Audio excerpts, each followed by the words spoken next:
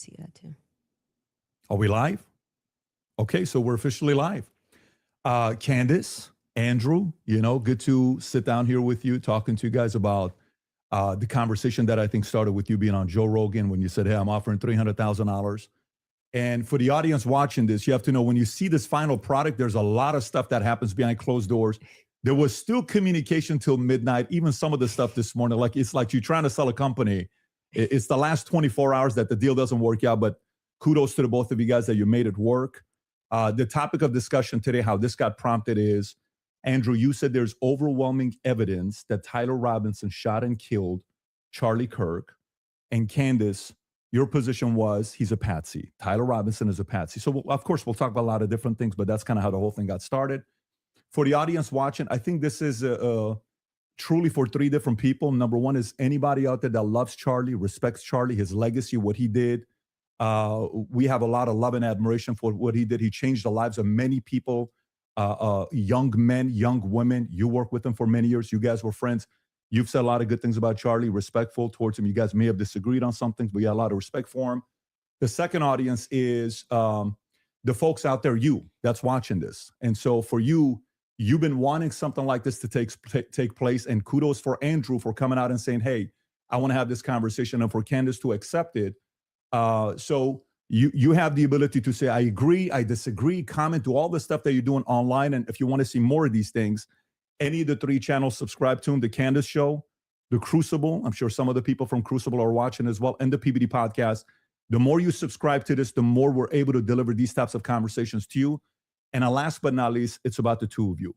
My goal is to speak as little as possible. 99% of the time, it'll be you guys speaking, and the audience will be able to see it. If I jump in, just so everybody knows on the back end, both have agreed. In the back, there's three people representing Andrew and three people representing Candace to do fact checking. So at any point, if somebody makes a claim, the other can say, can we fact check this? I can jump in and say, fact check this. Even the folks in the back can say, fact check this. So it is a very fair conversation that we're having here. And so with that being said, kudos to Michael Knowles. Your name was mentioned a lot. You missed out right now. The last 10 minutes, we talked about you. There's a lot of love and respect here mutually from both parties, all three of them here. And then, of course, the great Joe Rogan that started this conversation. And he also volunteered, but it ended up being this format that we have here today. So with that being said, Andrew, your claim is overwhelming evidence that Tyler Robinson killed Charlie Kirk. Opening statements, opening comments. Sure. And what I mean by overwhelming is I just find it very convincing. That's I think that's what most people mean when they say overwhelming evidence. So I have a brief opening statement. On September 10th, 2025, Charlie Kirk was murdered. Many of you already know a lot about the events which occurred after Kirk's death. You remember the ghoulish laughter, celebrations, and madness we saw from leftists all over, from TikTok invasions, debates, posts on social media, destruction of memorials, and things like this. Within weeks of Kirk's death, a cottage industry began to form, peddling various alternative theories on how he died. What special interest may have killed him, what nations were involved, and was our own government one of them? Because this was the first nationwide traumatic event in Gen Z's lifetime, the demand for answers was severe and palpable. The leading theory from the conspiracy verse is that Israel worked with the United States government to murder Charlie Kirk. Within a day or two of Kirk's death, Ian Carroll claimed that Israel killed Charlie Kirk, and the conspiracy caught on like wildfire. This theory was built on one misleading piece of evidence, that in his final days, on or around September 8th, Charlie sent a text message reading, "Jewish donors play into all the stereotypes. I cannot and will not be bullied like this, leaving me no choice but to leave the pro-Israel cause." This was sent in the context of a platforming dispute regarding Tucker Carlson. From this scintilla of misleading information, it was speculated that Israel killed Charlie Kirk because he would have successfully opposed the Iranian war. Now, that's a fun theory, and who doesn't like a good, fun conspiracy theory? I like them. But there is no evidence that Israel actually killed Charlie Kirk. And if Candace has some, I'd like her to actually show it to me. I'm open to suggestions, but to date, there hasn't been any. There is, however, tons of evidence that a leftist killed Charlie Kirk, just as Charlie feared they would. I believe Charlie Kirk, and I have the receipts. No, I didn't have a dream where he came to me and told me that the left killed him. No, he didn't come to me a dream and say, Candace Owens betrayed him. That never happened. In fact, I don't need dreams of any kind because I hold in my possession never before seen messages from Charlie Kirk to his security team on September 9th, 2025. I'm going to share the message with you today, which is the first time this information's ever been publicly revealed. On September 9th, Charlie's security team wrote to him, yes, law enforcement has been fully supportive and agreed to a security plan and posture. Tomorrow's event will be covered by both my team and the campus PD. If additional support is required, patrol units will be available. I have 11 on site. Charlie responded with this, okay, great. Remind them that they are there for one person's security only because I'm somewhat worried the left is trying to kill me. That was a message sent September 9th. Whatever could he have meant by that? Well, I think he meant exactly what he said, that he was worried the left was going to try to kill him. Now, we'll discuss this more later on in the debate, and maybe I have more never before seen evidence that exposes just how wrong and, in my opinion, idiotic many of these conspiracy theories have been. But that's what happens when you rely on what's called the evidence of the gaps. In other words, they don't have evidence, they seem to just make up evidence. And what did they make up? Well, in my opinion, kind of whatever lined the pockets. And I think it's ghoulish to profit off of the death of a good man. But we came here today to debate, and so let's get to it. The debate topic today is one, my belief that there's overwhelming evidence that Tyler Robinson killed Charlie Kirk, and two, Candace's belief that there's overwhelming evidence that Tyler Robinson was a patsy and didn't kill Charlie Kirk. In sum, the audience is going to decide who has more evidence supporting their theory. My theory is that the state is correct that Tyler Robinson is the killer, at least based on evidence so far, and Candace's theory that Tyler Robinson is not the killer and he's a patsy set up by the feds. To be clear, this is not a question of reasonable doubt. If it was reasonable doubt, and that's all it was, and that's all Candace was proffering, I wouldn't even be here having the debate with her. It's fair to have doubts, as the trial has yet to occur, and the state hasn't even begun to try to prove their case beyond a reasonable doubt. But Candace makes a more forceful claim. She claims that there's more evidence that Tyler is not guilty of murder and was set up as a patsy than there is for the state's case. And I just think that that's absurd. And she will not be able to demonstrate that in any way. In fact, she has almost no real evidence at all of her theory, whereas my theory is supported by compelling witness testimony, physical evidence, multiple confessions, all of which are independently compelling, but which are even more convincing as each piece of evidence corroborates the others. You'll notice the term overwhelming was included in both theories. This is because Candace demanded I defend my use of that term, which I think is fair, in describing the evidence against Tyler Robinson. She, on the other hand, only wanted to defend her theory as merely viable. That is, until I showed her clips in which she said she believed the evidence of her theory, that Tyler Robinson's a patsy, was supported by overwhelming evidence. Only then did she agree to defend that position. Regardless, we're both defending the claim that there's overwhelming evidence on our side, so it's worth defining that term. When I say the evidence against Robinson's overwhelming, all I'm saying is that I mean that as of right now, I find it very convincing. I see almost no evidence at all, only speculation on verified claims and suggestions of things that could merely be hypothetically possible. Dreams, vibes, feelings, things like this. Almost done, by the way. I have no problem defending the state's case and welcome Candace bringing up any challenges she would like. But if I'm honest, the reason I was willing to pay the $300,000 for this debate was to finally have a chance for someone to demand Candace be held accountable for the unbelievable theories and claims she's been making. Candace's investigation is indistinguishable from a leftist operation. She couldn't be doing more damage to the right if she were trying. She uses her considerable platform to relentlessly attack one of the most influential conservative outreach organizations for young people, and she's making a mockery of the online right-wing commentary class. She's harming Republicans in an election year by dividing them. She's attacking the very organization Charlie spent his life building, and she's attacking the people he loved, including his wife. And it cost me $300,000, but today I hope that she finally answers for some of that. Thank you, Andrew. Candace? Did you get it out of your system? I did. Okay, great. Well, I'm not going to waste time with the preamble because I think I just want to get to the substance of the debate, and we'll just speak to the audience. I've obviously had an audience since we've been covering this case. People know that there was a personal friendship between me and Charlie, and diminishing the pursuit of something that makes sense regarding what happened on September 10th. by throwing it to this is just people who are conspiracy theorists. These are people who are just trying to generate clicks. I don't think that people should be satisfied by that. I want people to remember that it's important to think. We've been lied to by the government a great many times over, I mean, just the last couple of years, if you just think of the things that we've learned about our government. And I do want to say this, what's been the most disturbing element, I think, for everyone is that not only does the narrative not make any sense, which I'm going to demonstrate, I don't need to waste time with the preamble going through the points or trying to insult you or pretending that I've been running a podcast saying it's just dreams and vibes, like I'm Miss Cleo. And that's the reason why it's taking so many influencers. It looks like $1 billion industry of influencers to dispute everything Candace says. Is not because I'm on my platform saying I had a dream last night. I don't think I think that diminishes you as an argument. Obviously, we have presented a lot of evidence. You just presented a text message and said, this is evidence. Well, that's how this entire thing began. You're talking about how Israel got into the conversation. It was because immediately after Charlie died, one of the first things we saw was this push to make us all think and remember how much he loved Israel. It's because the prime minister of Israel, who's fighting like a 27 front war, felt that he needed to come do a little mini tour and to be strangely to state that I did not kill Charlie Kirk when nobody was having that thought that I can remember. Nobody was going, I wonder if Bibi Netanyahu killed Charlie Kirk.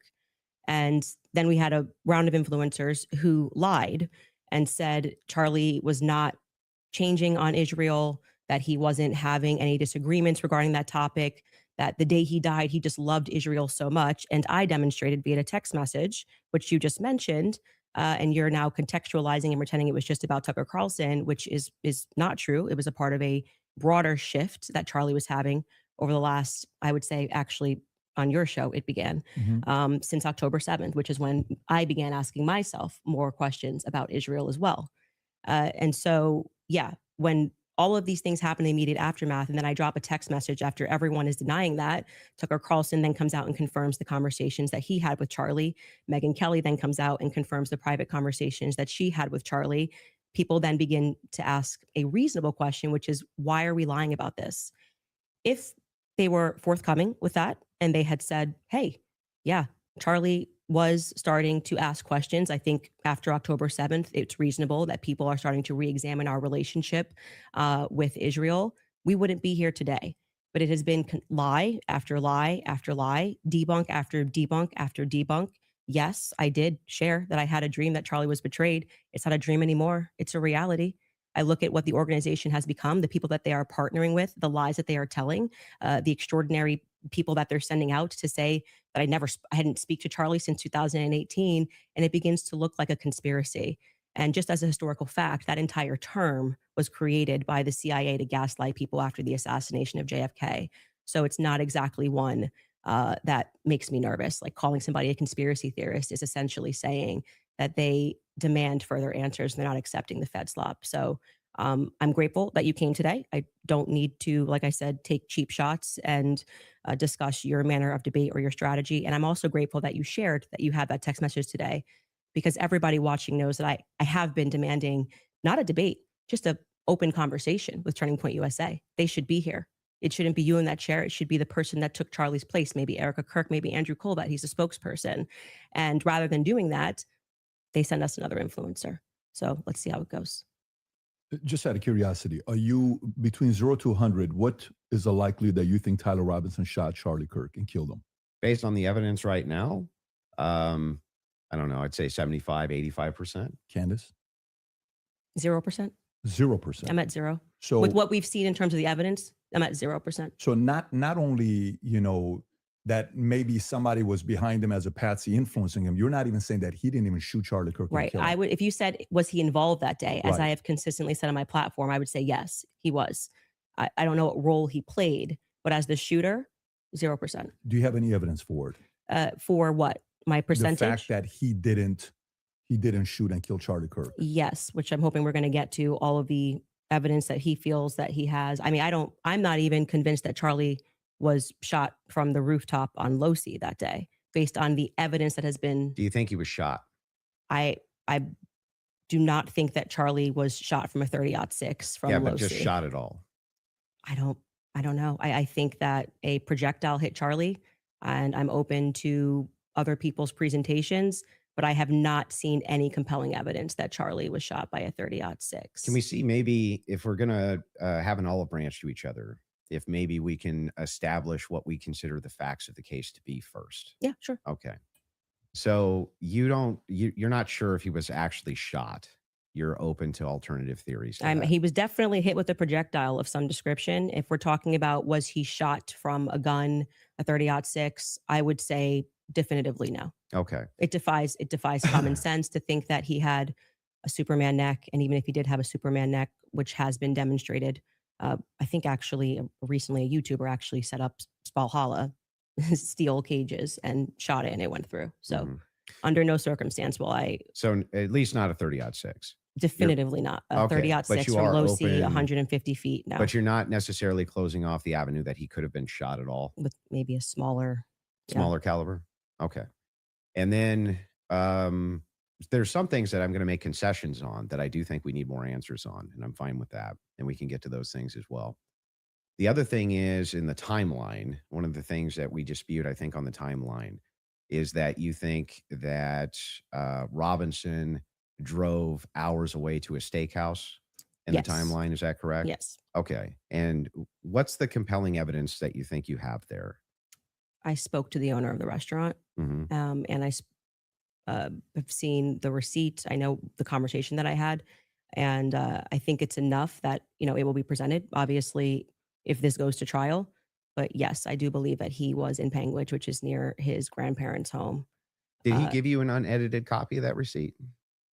I have seen an unedited copy of that receipt. It was not given to me from the owner. But I want to, before we get into like all the timeline stuff, I want to address what you think is evidence so we can keep this on par with what your claim is. Since Well, I think that that's a piece of evidence that's in dispute, and that's why I'm. yeah, but Because if we're not trying to get establishing to the whether there's timeline- overwhelming evidence that Tyler Robinson did this. Yeah, So if you whether wanna then use the starting first- with if you want to use the first part of that for the Yeah, internal critique, yeah, for you, we should that's go fine. over the actual Okay, evidence that we so- feel. The first reason that I think it's compelling evidence is that Tyler Robinson's rifle was found near the crime scene.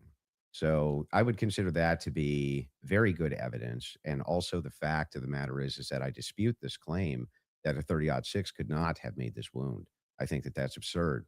150 grain Remington core lock absolutely could shatter when it hits the neck of any human being. When you say that there's some steel neck and it's a smaller caliber, you have to make a counter explanation. Why wouldn't a smaller caliber also go through bone? It could. I didn't say it can't. Right, exactly. So if that's the case, then ammunition is going to be the critical key here. And if we have frangible ammunition, which we do in this case, a flex tip round, well, I'm sorry, not a flex tip, a soft point round from a 150 grain Remington core lock, that's just a small jacket that goes around the actual lead piece. This thing could have split apart in air for all we know, but definitely upon impact. And we have the medical examiner who confirms this in a summary. And my team can bring that up, the summarization, which means he would have to be a part of some kind of conspiracy as well. Okay. So just to start with your point about saying that the gun was found near him, near Losey Center, or I guess off in the woods. That gun, did you watch the testimony? Did you watch the preliminary we hearing? covered it live. Yeah. Okay. So forgetting what the summary of the medical report was, did you watch the testimony that was given by the Caitlin Oliver, the ATF woman, Samantha Carner, Mhm. any of those people who went into the science of Yes, I recall. You're talking about the bullet when they- analysis? Yeah, when they went into the DNA. Okay. So that's kind of the most relevant part. Okay. I'm not denying, I've never denied on my platform or anywhere else that a gun owned by Tyler Robinson was found near the crime scene, right? That Okay. doesn't remove, if you think somebody set up as a patsy, you could take a gun out of this room right now and you could walk out and plant it in the woods near a crime scene. I That's agree. not convincing evidence to I me. concur with the fact that that's a possibility. So you logically possible. I think, have said on a platform that you were a gunsmith. Mhm. Okay. And for how many years? Many, many years. For many years. You Mhm. also said that you were an Army sniper. I wasn't a sniper in the Army. Okay. And I never said that. by the Sorry, way. your wife tweeted that you were an Mhm. Army sniper. Yeah, I don't know. Like 15 years ago, she said something. Does it She said change that it 15 was- years later? She said that it was colloquial. So I Army don't- sniper is a colloquial term? Yeah, I was never an Army sniper. Okay. What did you do in the Army? Did you teach? She then I corrected it and said you taught rifles in the Army? No, I didn't teach rifle. No, I taught rifles as a private citizen. Okay. hmm And I was an NRA instructor for many, many, many Okay. years So alongside my gun shop. as with your expertise, Mhm. when she gave testimony on the stand, Samantha Carner, that there was dust and there was debris Mhm. that was found in the gun barrel. Yep.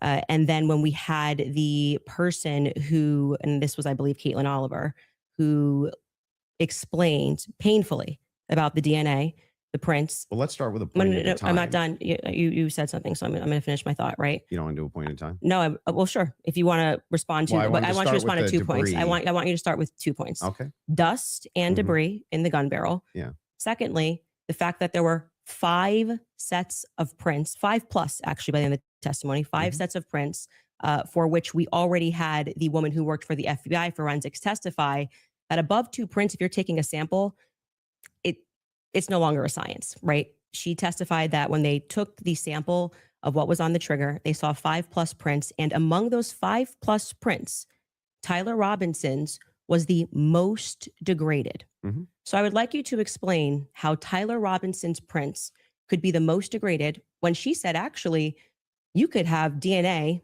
on something that you've touched. You could have DNA on something that you've never touched. And to get DNA degradation, they've looked at pieces, items 20, 40 years on that don't have degradation. Yet Tyler Robinson's prints, amongst 5 plus other prints, were the most degraded on that weapon. Yeah. So let's get into all 3 of the claims. First, with debris.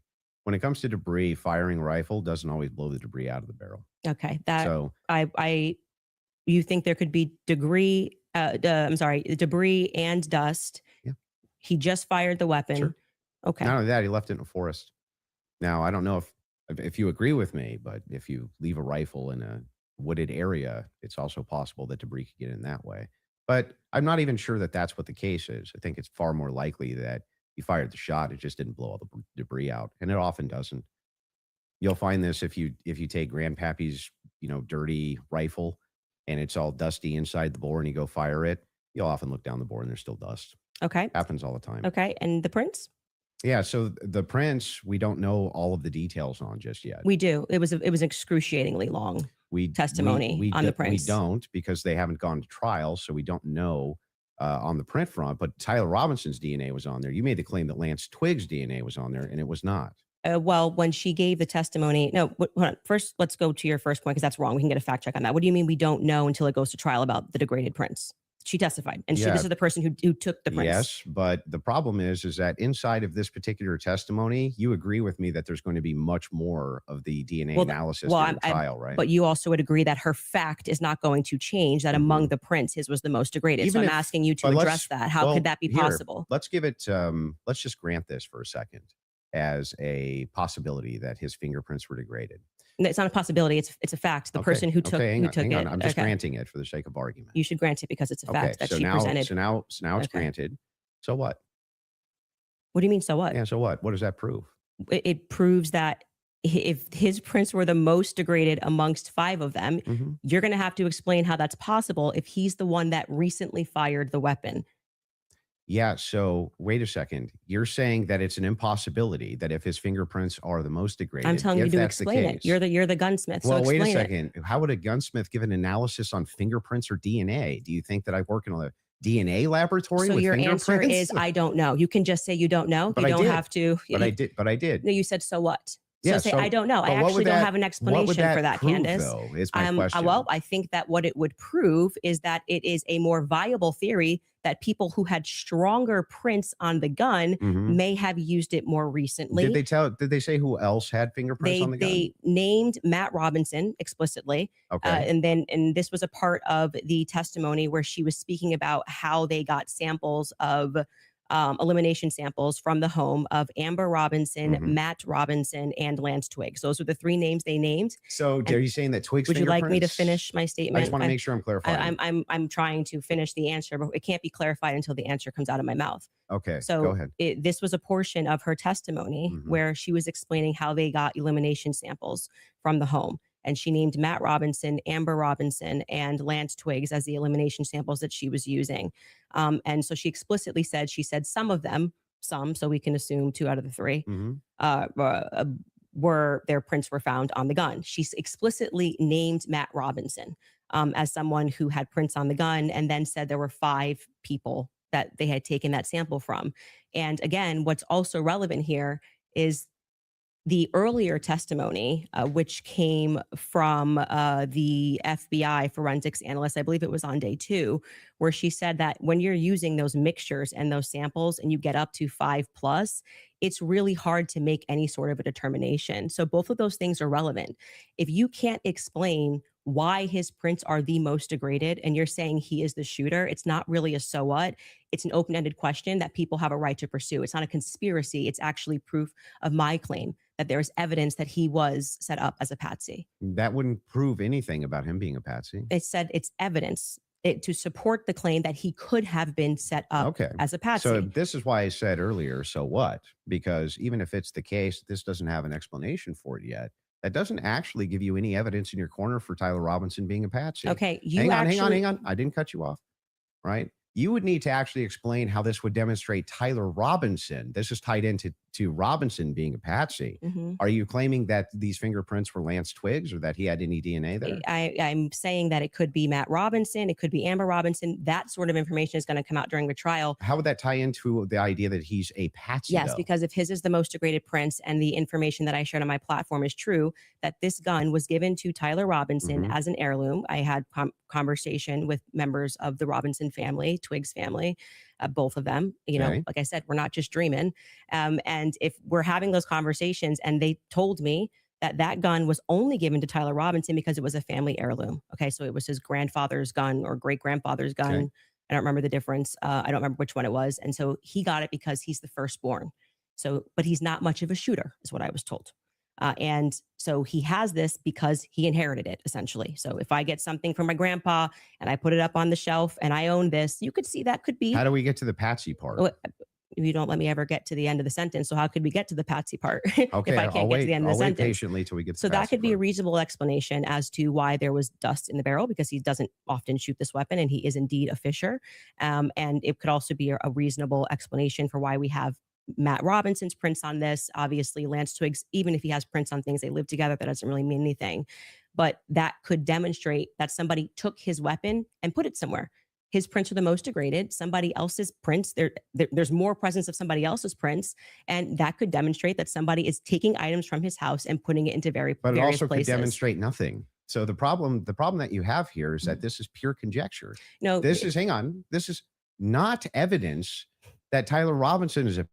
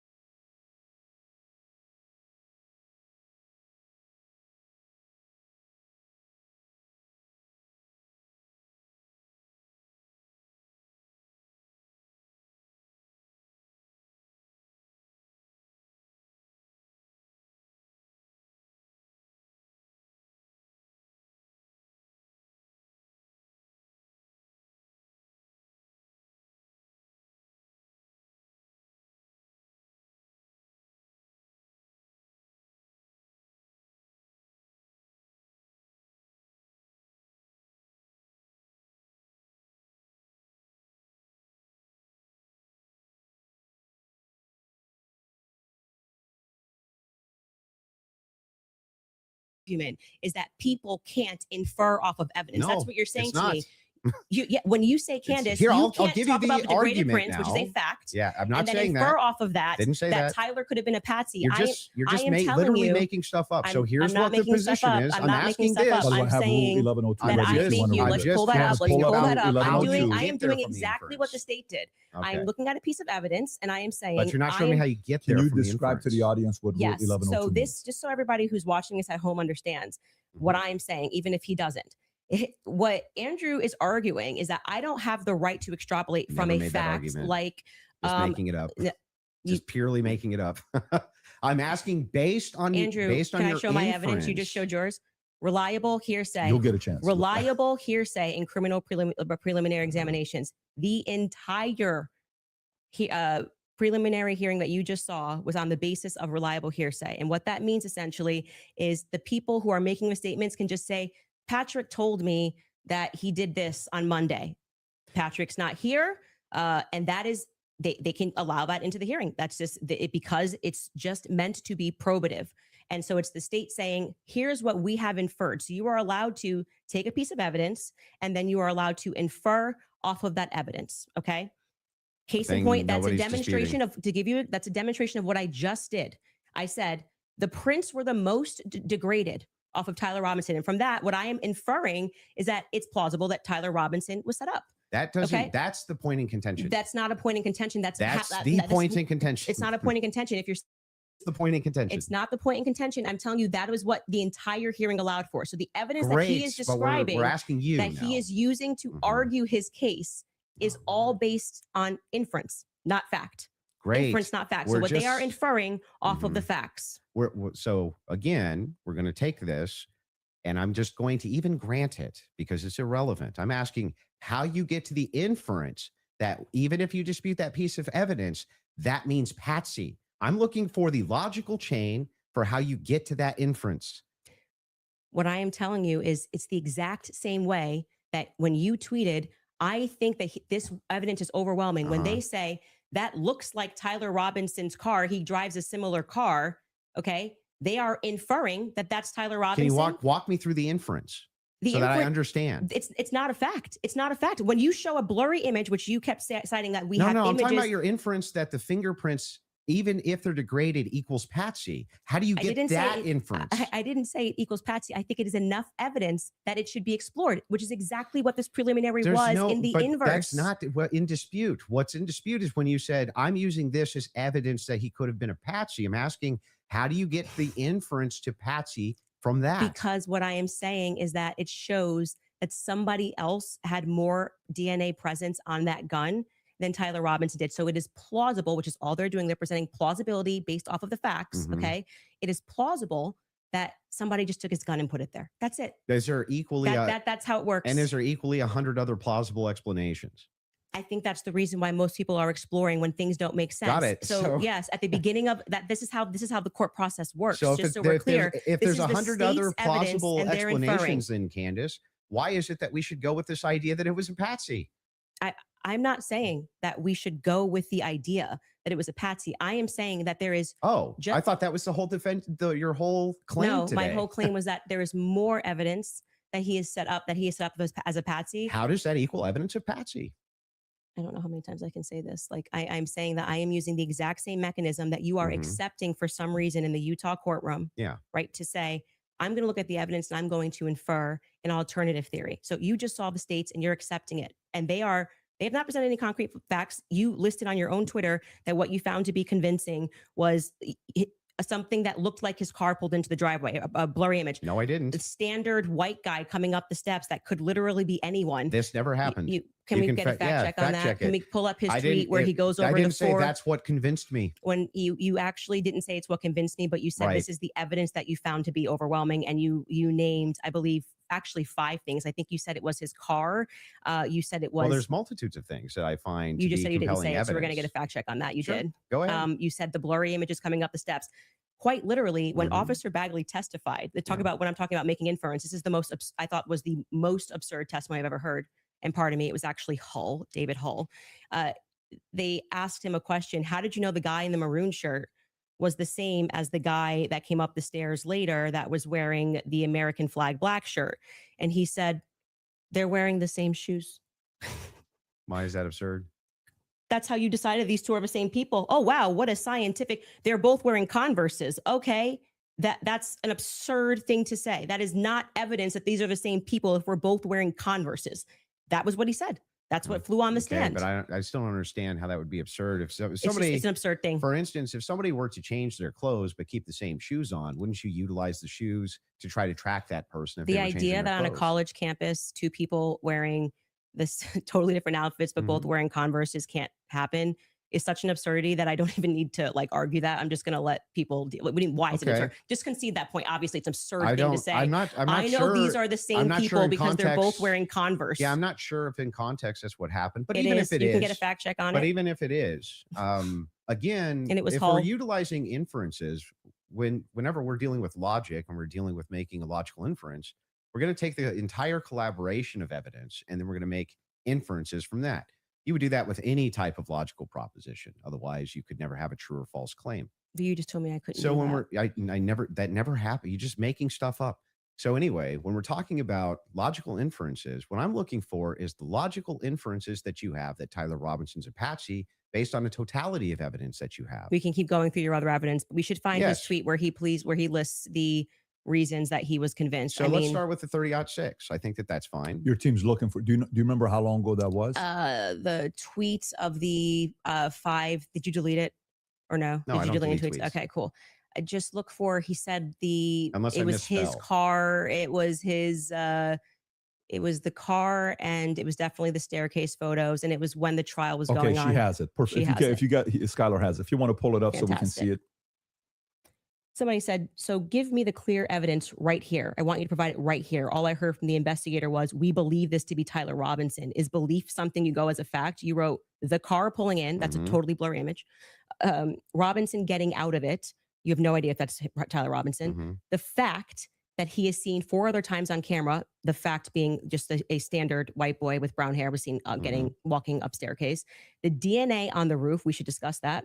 And on the screwdriver that he left behind, it's overwhelming, man. Yeah, but that's not an exhaustive list. Well, just so we're clear, you did tweet it. But it's not an exhaustive. Yeah, well, but just 5 seconds ago, you should concede. You said I only said this one thing and said that was overwhelming, actually. That's not what I said. It is. You could even Patrick, pull your own did I clip. Say that? Can you fact check if that was said or not? I did not hear her say. So the thing that's funny here is like we still aren't getting to any of these inferences. So why are you pivoting? So but just say you were wrong. It's cool to just say I was wrong. I'm not wrong. So back to the tweet aspect here. It was really funny. That's not an exhaustive list of why I find it. I didn't say it was exhaustive. I just said you said it. And on top of no, you didn't. You said that I only said this one thing and then said based on that it's over. Well, I didn't. You didn't mention that I mentioned the screwdriver, DNA, all these other things. You never mentioned any of that.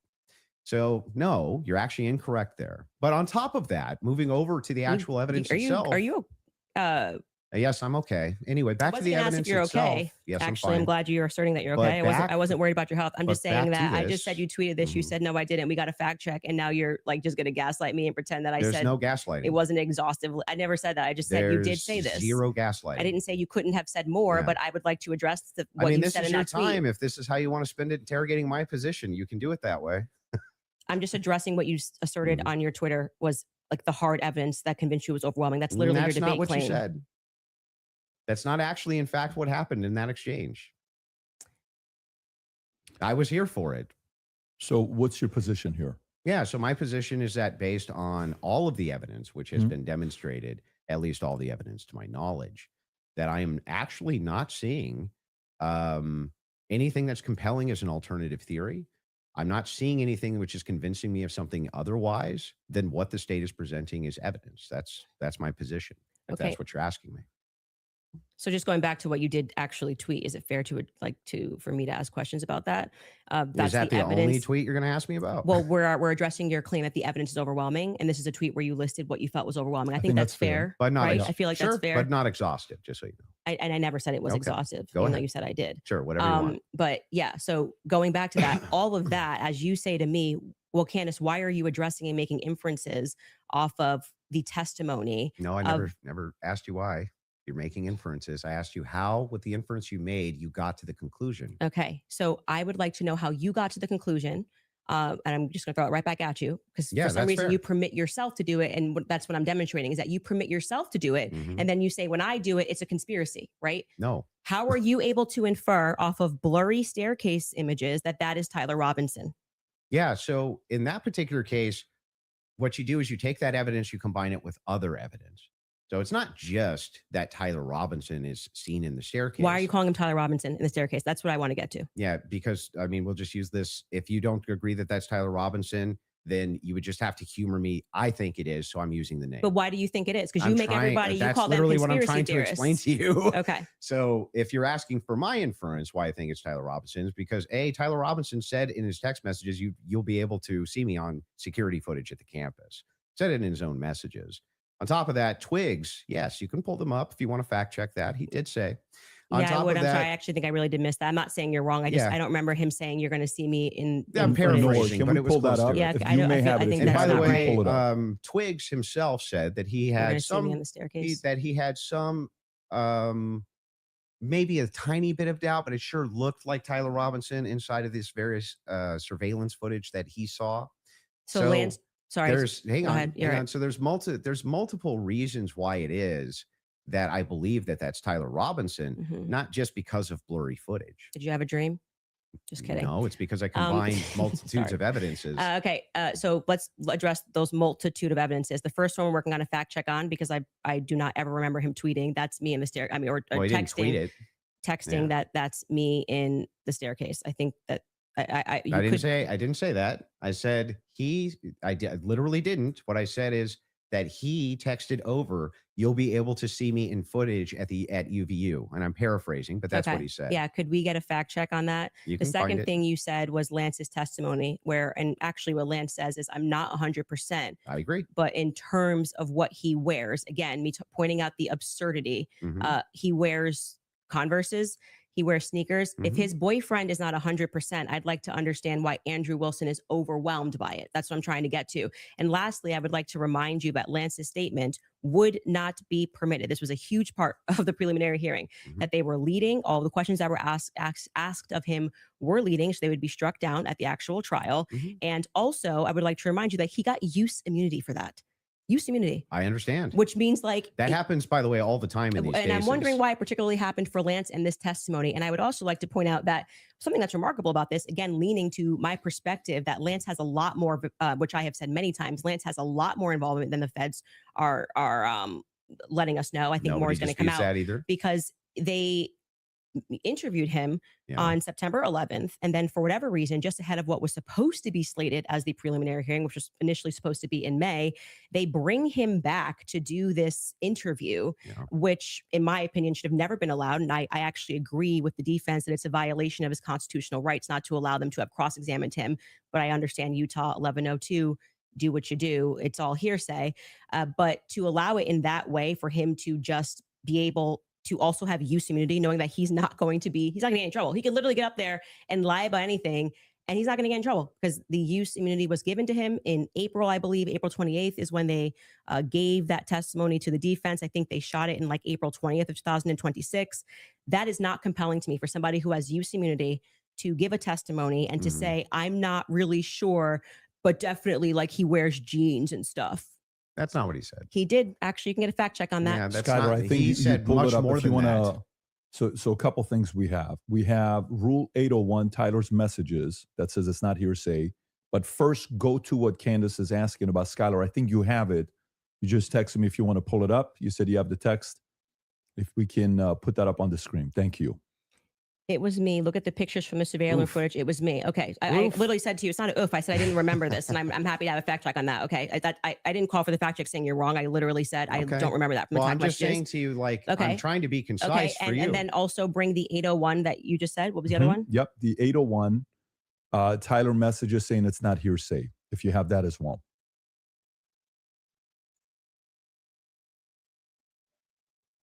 There you go.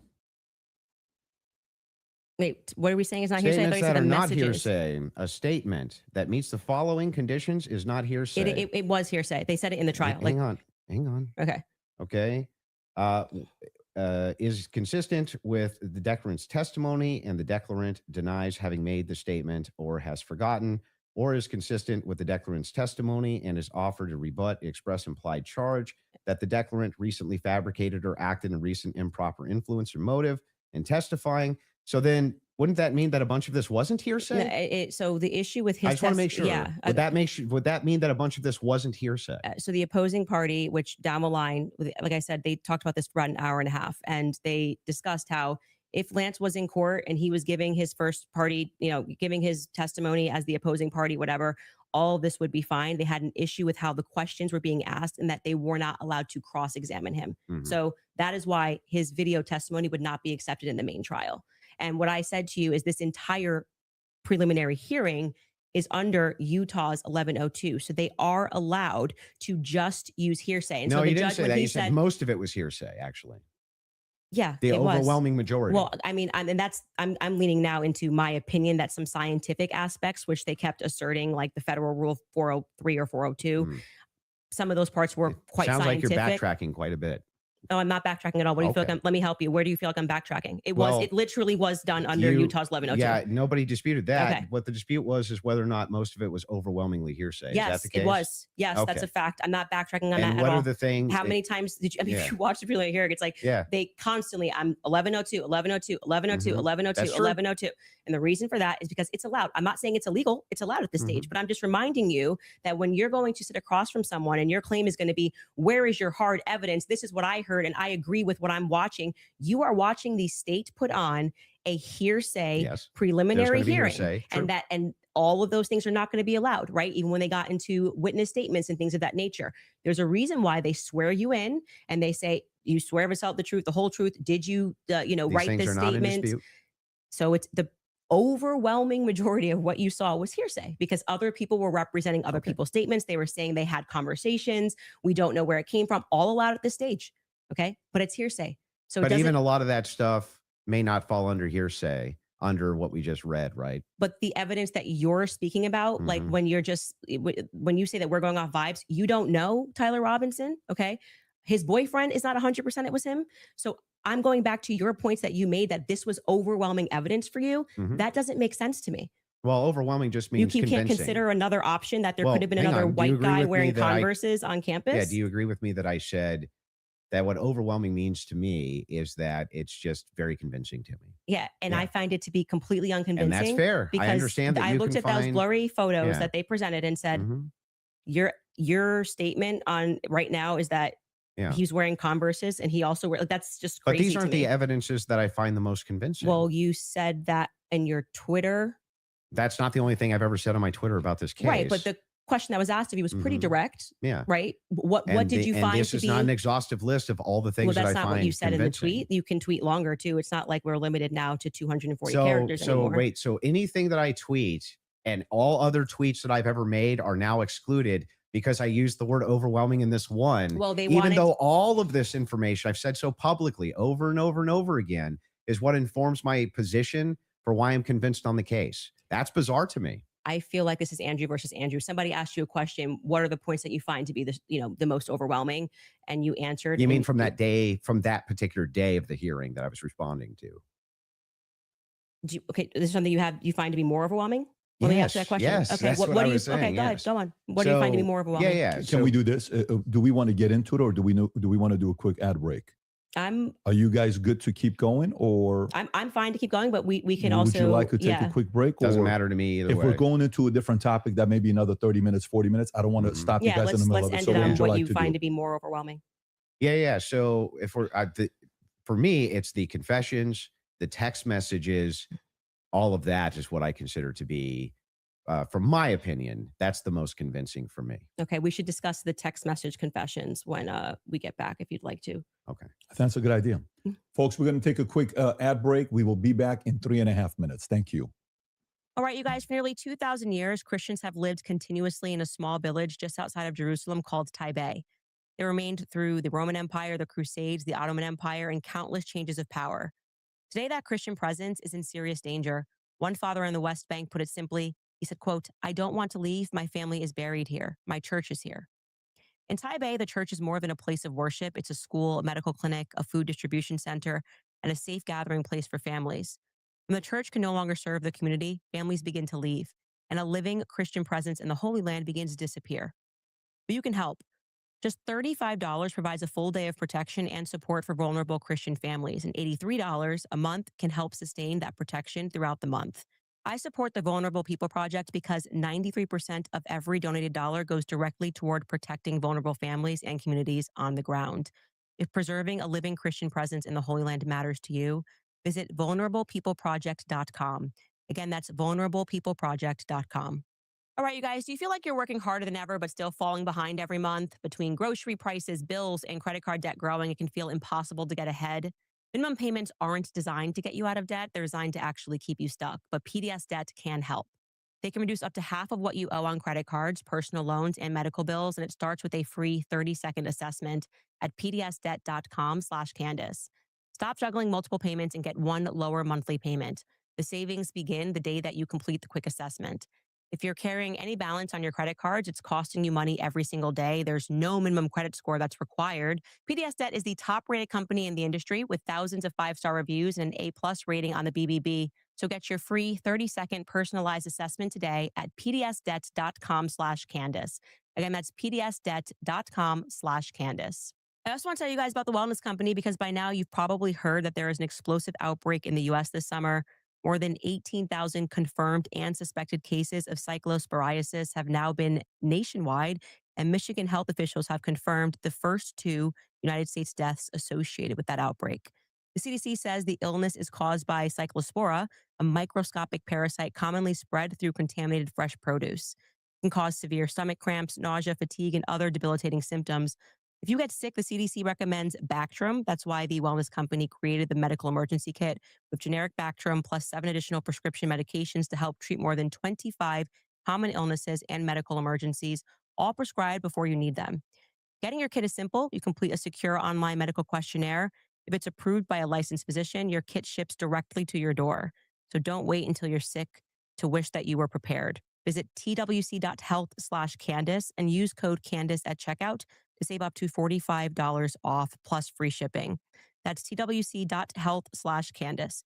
Kits are available for United States residents only.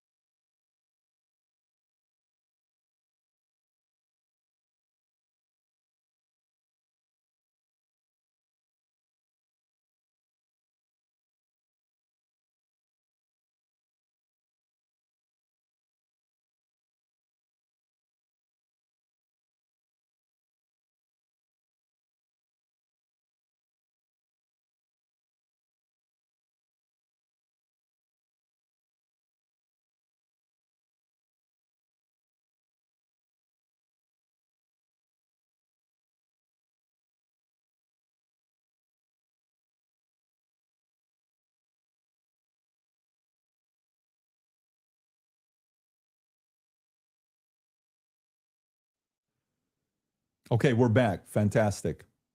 I think we're back. By the way, just an FYI for those of you that are watching The Crucible, there's 30,000 concurrent there watching. Support Andrew Wilson. That's your fans of his. Click that subscribe button and helps him grow his business. If you're watching Candace, I think there's 225 to 250,000 concurrent right now. We'd like to see that 300, 400,000 number on there. Click that button as well to subscribe and share it with your friends and family. And if you're watching it on PBD Podcast, do the same there as well. This allows us to have more conversations like this. The mainstream media hates the fact that we're having these conversations right now. Just so you know, they want to control it. This is free for all. This is what's best for the audience. That's why we like freedom of speech. Having said that, let's go back into the text conversation you were having, right? Okay. Let's stay there, and then we'll go into the cross-examination stuff in about 30 minutes. Okay. That sounds fair. Okay. So yeah, I used basically three pillars for the totality of the evidence. Okay. So if you want to know exactly what those three pillars are, this is going to be the testimony with the text messages and the confessions. This is going to be the physical evidence, and this is going to be the totality of the summary of the case. Okay. Mm-hmm. So right now we're focusing on one of these pillars in my defense, which is fine. I understand that I have to defend my claims as well. So when we're talking about the messages themselves, they seem totally valid. I have no idea why they wouldn't be valid. And I have not heard any good explanation for why it is that these messages should even be questioned. The defense hasn't questioned them, as far as I'm aware. Nobody has actually questioned that these messages came from Robinson to date, except perhaps you and other people who are kind of in that camp. Mm. But why should I question these exactly? I'm not sure. Okay, so first let's just go over legally what the point is of a probative hearing. The defense is not putting on, they're not there to say or to argue or to defend themselves at all. They have to address what is being presented by the state. Okay, so they're not here to then say, let me give you an explanation for these text messages. Agreed. The relevant portion of what the defense did do was actually before we got to the preliminary hearing. I had mentioned that it was initially supposed to be scheduled for some time in May. They asked for an extension. That reading through those filings of why they were requesting an extension and why I actually believe their extension should have been granted, because they did not receive discovery on their text messages. That was one of the reasons. There were many reasons why they wanted to have an extension, but this was crucial, right? So forget just the general sense that these messages feel off. And yes, you are allowed to have an intuition. You are allowed to have a sense and just go, this is very weird.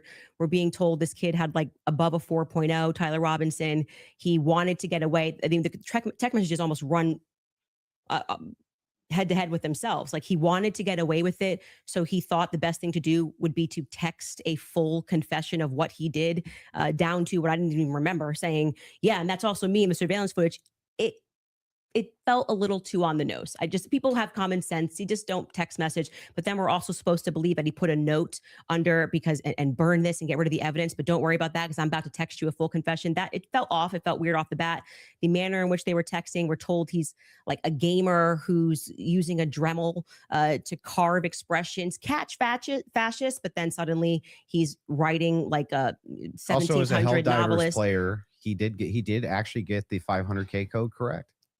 Yeah, I'm not a gamer, so we'll say that if we start debating that, you'll be way over my head. But yes, but my point being is just that, first, it's a general sense of why people had a reaction to these messages that seemed like they were written by Jane Austen rather than like a kid who games and writes catch. Yeah, but do you see how that's intuition? That is, I just said that. I said just parking aside the intuition of just something feels wrong here, which you should follow your intuition. You should actually do that. If you say the COVID vaccine is running out, feels like it's coming out too fast and there's too many celebrities telling me to do it, I'd like to take a pause. That's good. That is, you are allowed to do that. I believe in intuition. But hang on. Let me respond a little bit here because you've been going for a minute. Let me at least respond to a little bit of this. So the first thing is like when people bring up the COVID vaccine, not trusting the COVID vaccine en masse was the science. That wasn't just intuition. That was the science. There was tons of competing science. Now they tried to suppress it. That's true. But there was tons of competing science for why you shouldn't take a risky mRNA vaccine and masks and things like this. Kept telling us was 100%. Now, when you're talking about intuition, though, when you say trust your intuition, I'm actually giving a different message. You actually should be very wary about trusting just your intuition. it is true that intuition can be useful, Yeah. but it has to be tempered with logic, reason, explanatory power, and evidence, not just intuition. That's why we're parking it aside. Intuition's the first step. Something feels Okay. off, right? Okay. That was my first step with COVID. I don't like the way it's being pushed. It shouldn't require a celebrity campaign, by the way. Another element of that is why people don't feel good about the Charlie thing. Why do we have so many influencers saying things? It's over. Why are you guys all using the same adjective? Can you switch it up? I'm overwhelmed. I'm overwhelmed. Like, chill. Like, you could say, I found some Kind of parts like Fed compelling. I slop? think this should go. Like I Fed found, I slop? found, I found some parts compelling. Maybe we should, see at the trial. That would be kind Don't of. you think Fed slop's a buzzword for the counter industry? But everyone on the same day of watching this trial, which was, I would say, not overwhelming at all.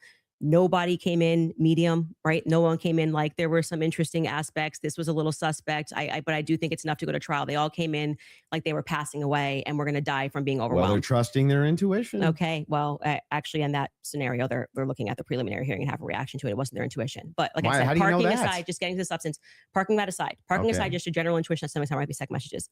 Then we look at the filings, which came from the defense, and they were requesting an extension saying, we have gone to the prosecution and we have requested all of this stuff in discovery. Yes, you are saying that you took Lance's phone, okay, and that you collected his phone on September 11th and that you sent it off or whatever. You took a picture of the text messages and we are being given these text messages to review. Crucially, Kathy Nestor said, I have not even been given access to my client's phone during this hearing. She said, I haven't even been given access to my client's phone.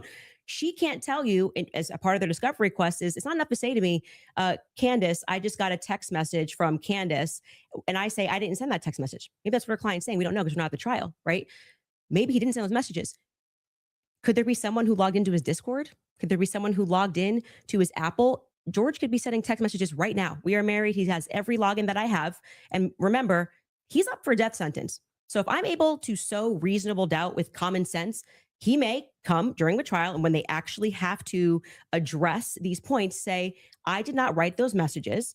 I was here. Lance, my boyfriend, was logged into my phone, logged into my Apple ID and my iCloud sending messages. I know that we have the capability because my husband does it. He has the capability to send messages from my phone.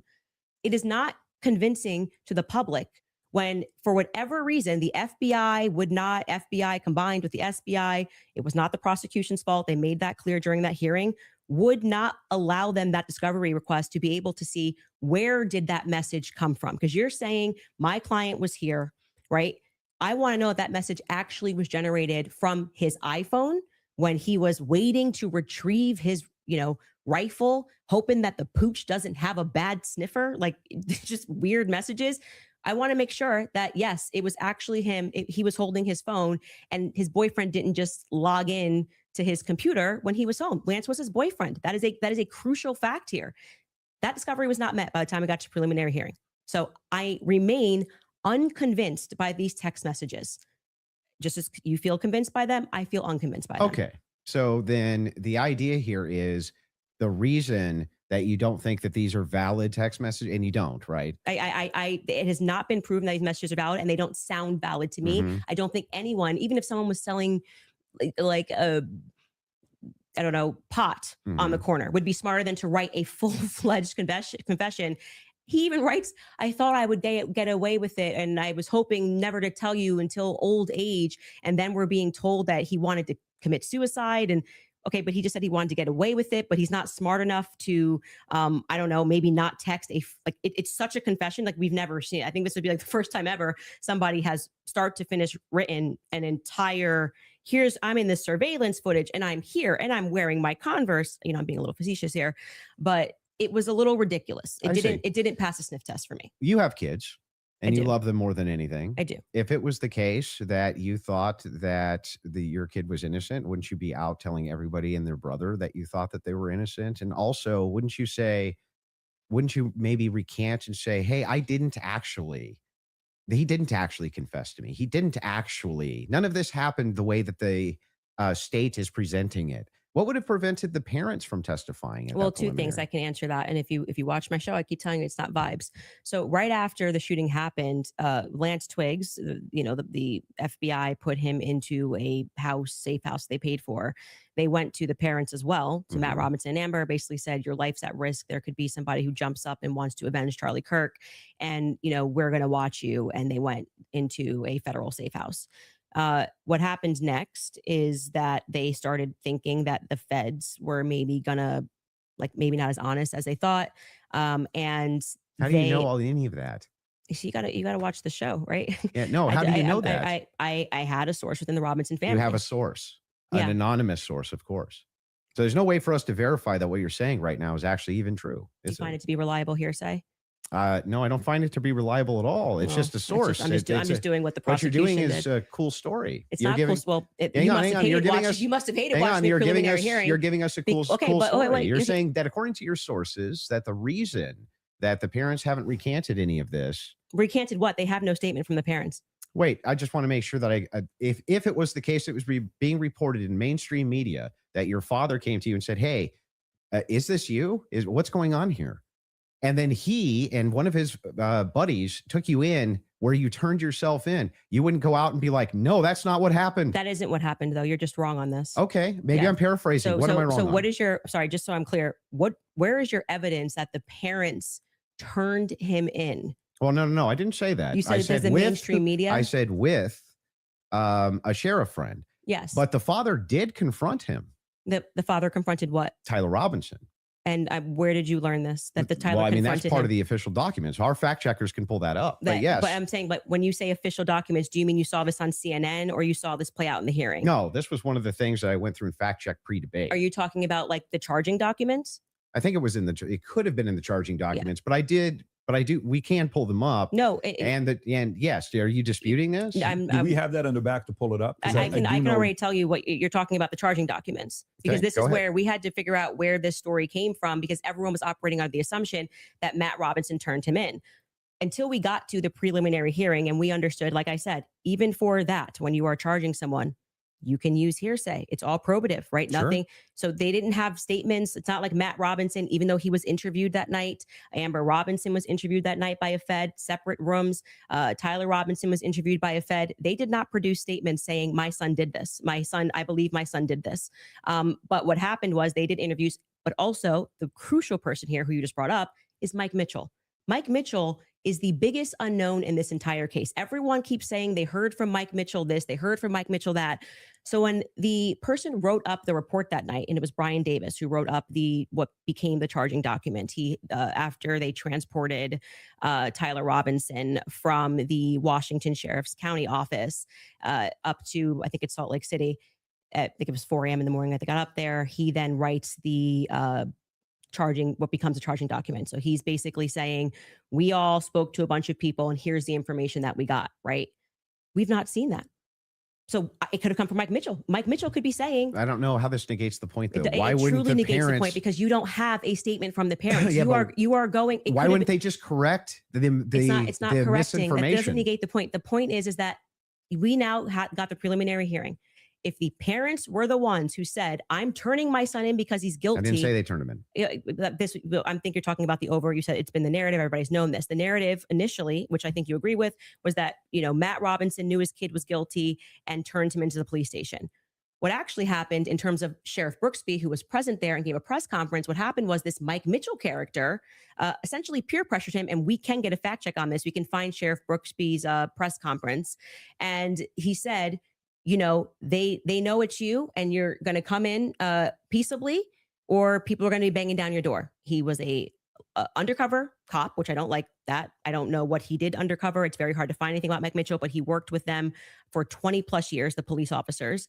The reason why Tyler Robinson knew him was because he lived nearby and he was also his Boy Scout How does leader. this negate the parents could write this second? And by the way, if you had I'm the going to evidence, address that point. I'm just saying that your first point, which is that the parents did this. yeah, We don't know that the parents. I didn't say that they did ever. Never happened. You're quoting the parents as having said, you said that Matt Robinson said that his kid was, you say involved. I don't want to misquote quote you, confronted him about confronted him. Yes. And I'm telling you that we have not seen any evidence that that is true. We can fact check that. Okay. Because we do have evidence. And I'm saying it's the charging doc, which could have been derived from a statement Mike Mitchell said. Two things I have ready in the back. One is the charging doc, and the other one is a video of Kathy Nestor saying she hasn't seen Tyler's phone. Okay, we can run Kathy to go back, and then just to go backwards to Kathy first in court saying she didn't get her client's phone.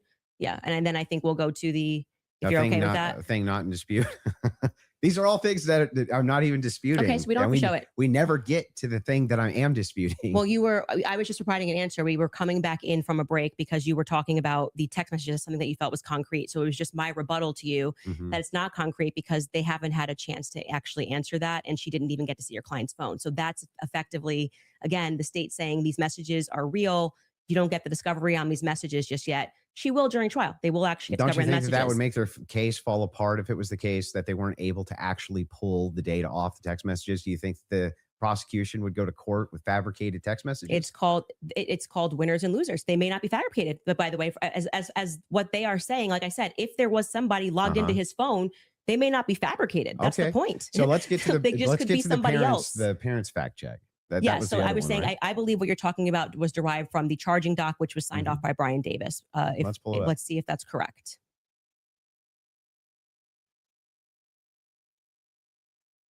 What are we looking at Robinson's mother explained that over the last year or so, I'm sorry. Can you zoom in a little bit? Is this the charging doc? I can't see it. Robinson's father reported that when his wife showed him the surveillance image of the suspected shooter in the news, he agreed that it looked like their son. He also believed that the rifle that police suspected the shooter used matched the rifle that was given to his son as a gift. As a result, Robinson's father contacted his son and asked him to send a photo of the rifle, which makes sense with the text messages. Robinson did not respond. However, Robinson's father spoke on the phone with Robinson. Robinson implied he planned to take his own life. Robinson's parents were able to convince him to meet at their home. Yes. So this is proving my point. This is from the charging document, correct? Yeah. So what I'm saying to you is that 3 people got interviewed on that night. Mike Mitchell got interviewed, Amber Robinson got interviewed, and Matt Robinson got interviewed. Of the 3 of them, only one of them actually wrote a statement, which was referred to in this preliminary trial. He came in, I believe, in March, Mike Mitchell, and he wrote a statement, which I find to be very shady that they decided to bring. But why aren't the parents disputing that? No. Well, first off, that's the question. The parents are not going to ever play in court. Play to the cameras in court when they have a legal team that is going to be advising them not to speak to the court because your son could go to prison forever. But they're playing to somebody else who's your source. I'm not going to address that.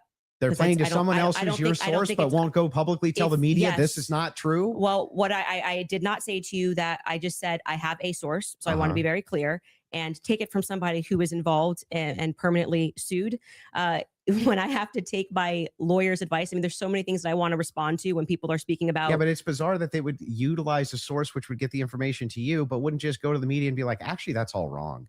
I am telling you that you would nary find a lawyer who would advise you to go to the media.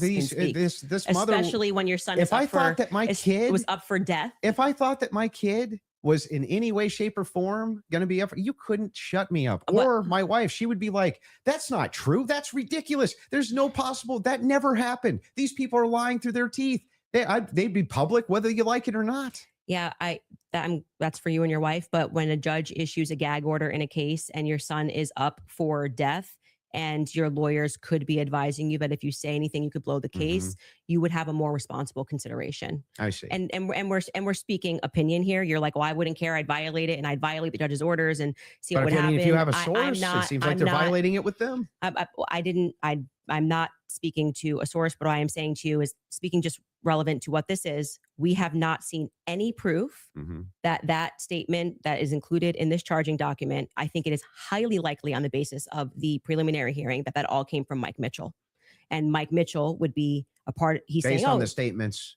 of it's him saying the parents told me this. The parents could dispute that. That's going to come down the line, right? They're going to be able to seat the parents. I will say this, putting together context clues. If the state had it on, 100% certainty that Matt Robinson and Amber Robinson said it, a 5-day preliminary hearing would be a good time to say we have enough evidence. And I can tell you why. Matt Robinson made this statement, and here is his statement that he signed. That would have been a good time to present that evidence. That would also be a good time for the defense to say that's just totally fabricated. No, it's not. It's the wrong time. Why couldn't they? That is completely the wrong time. Why couldn't they? Because what they're doing is they already said they didn't receive discovery. They literally can't. They literally can't because they can't. They did not You're receive saying that discovery. they didn't receive that information? No, they just received the text messages. But in order to That's not the text messages.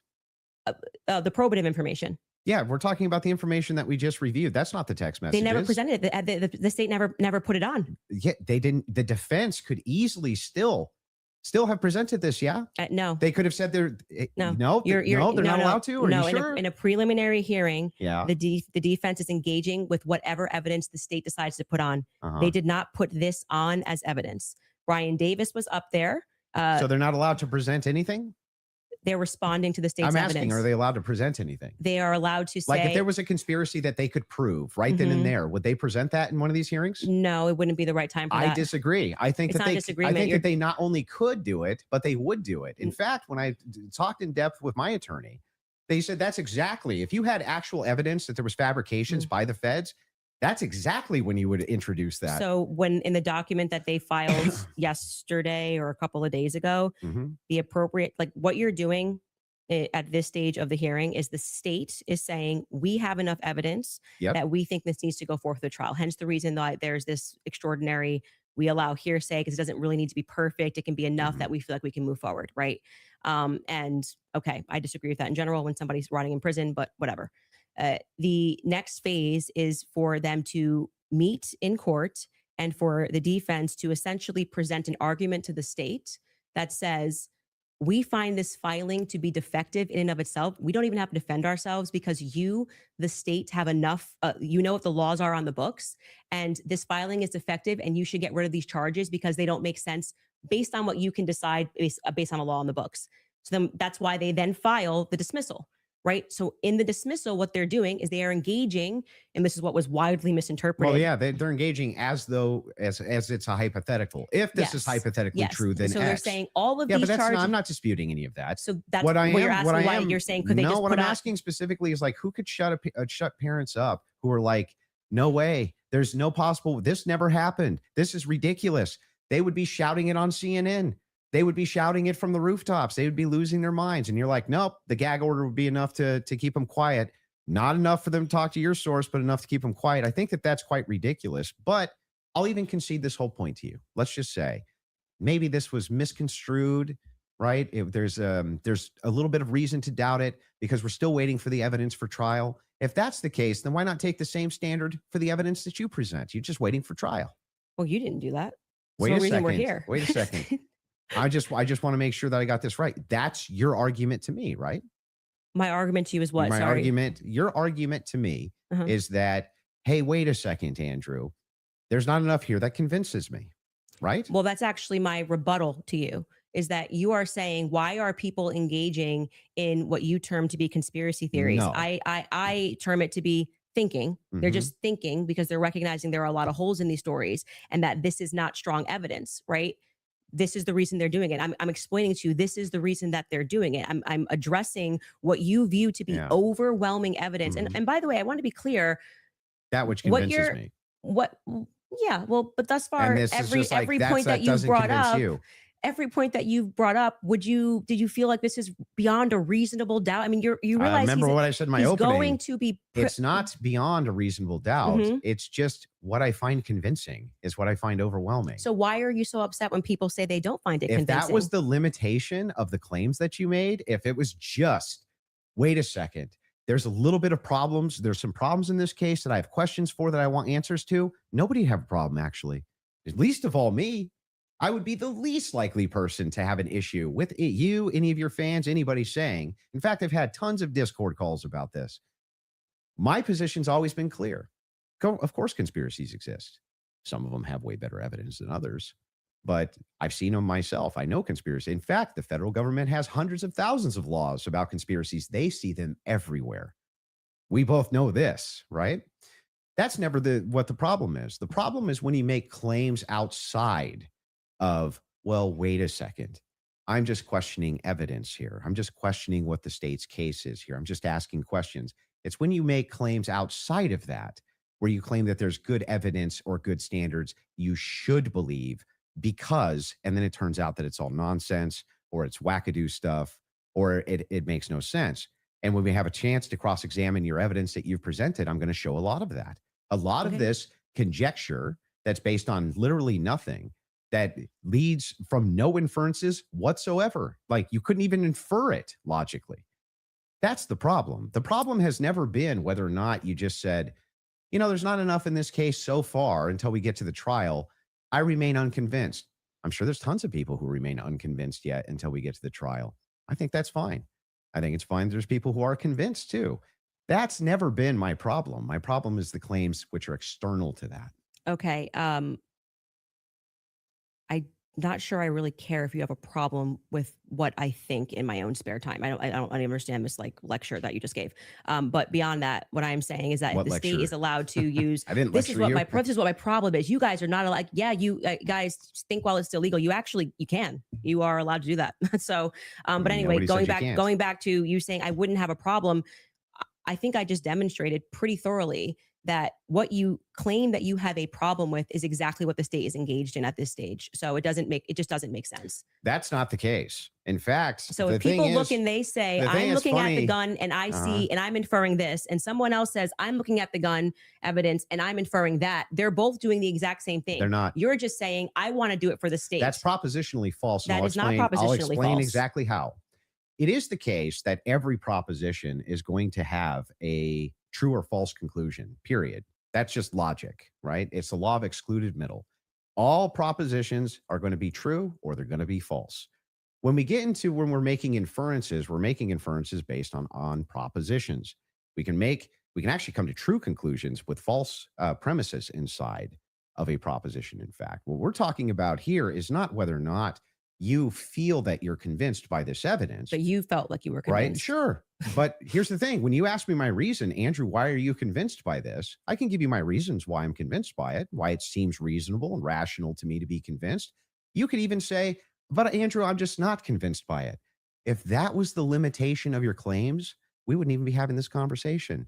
That's why I wanted to have the conversation, in fact, was so that we could move into your actual claims that you've made, which transcend the idea of I'm just asking questions. Before we get into that, your team has one thing they want to show before you go into that. Okay. So if you want to pull that up, this is the prosecution filing showing defense had full discovery by April 1st. Oof. They did not. That's not true. Wait a second. Yeah.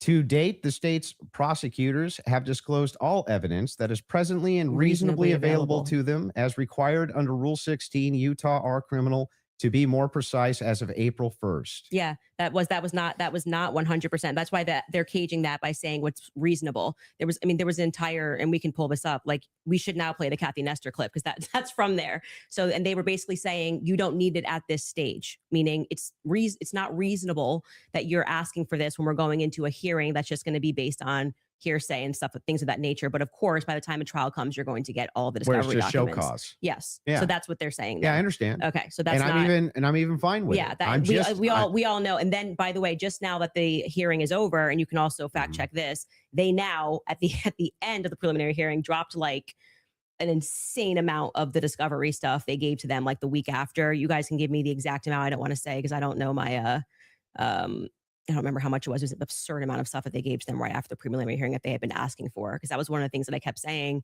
on my show is as we were watching that preliminary of the preliminary, why not just give them the stuff now so they can engage in these arguments? Because I feel like you, it's like, I want to hear what they have to say about the text messages. Why can't you just give them what they're asking for so that they can actually engage you? And it didn't happen. So, but the judge ruled that it wasn't necessary at this stage. And that was the whole point of that because it's preliminary a show to the cause. preliminary. Yeah. Would you like to play the Kathy video? Well, he's saying he's not disagreeing, so I don't think we need There's to. no point here. There's no Okay. disagreement All right, that she said that. Yeah. So so I guess the disagreements now also- would move into the I evidences that you have stated on the record, which transcend elements of reason. Why are we in regards having to this a case. transcendental conversation now? Because I mean, Because first, they're all because related to this your case. entire thing was about looking at the evidence, which never made sense to me, again, because all of the evidence that you felt to be overwhelming was hearsay. That was bizarre to me. You told me that I could take as much time as I No, wanted you to can. question you on No, these but things. I'm just asking you to lay the groundwork of what Mhm. you're saying is Because you've problematic, made that many, you many decide that it trips claims. into I'll something explain. else. And I do still want to hold you for going through, because we've discussed the gun, we've discussed Mhm. your And you can hold me to those things, but I yeah, would like to get into the and we things should that you've discuss the said. screwdriver as So, well. and I'll explain exactly what the groundwork is. Mhm. When you make claims which pass the idea of I'm just asking questions because the state's evidence is not convincing, I think you have to answer for those claims because they are in regards to this case. You're saying, I have a claim. It is in regards to the assassination of Charlie Kirk, which is what we're talking about, not just the case of Charlie Kirk, his assassination. You should have to answer for the claims that you've made in regards to the assassination itself.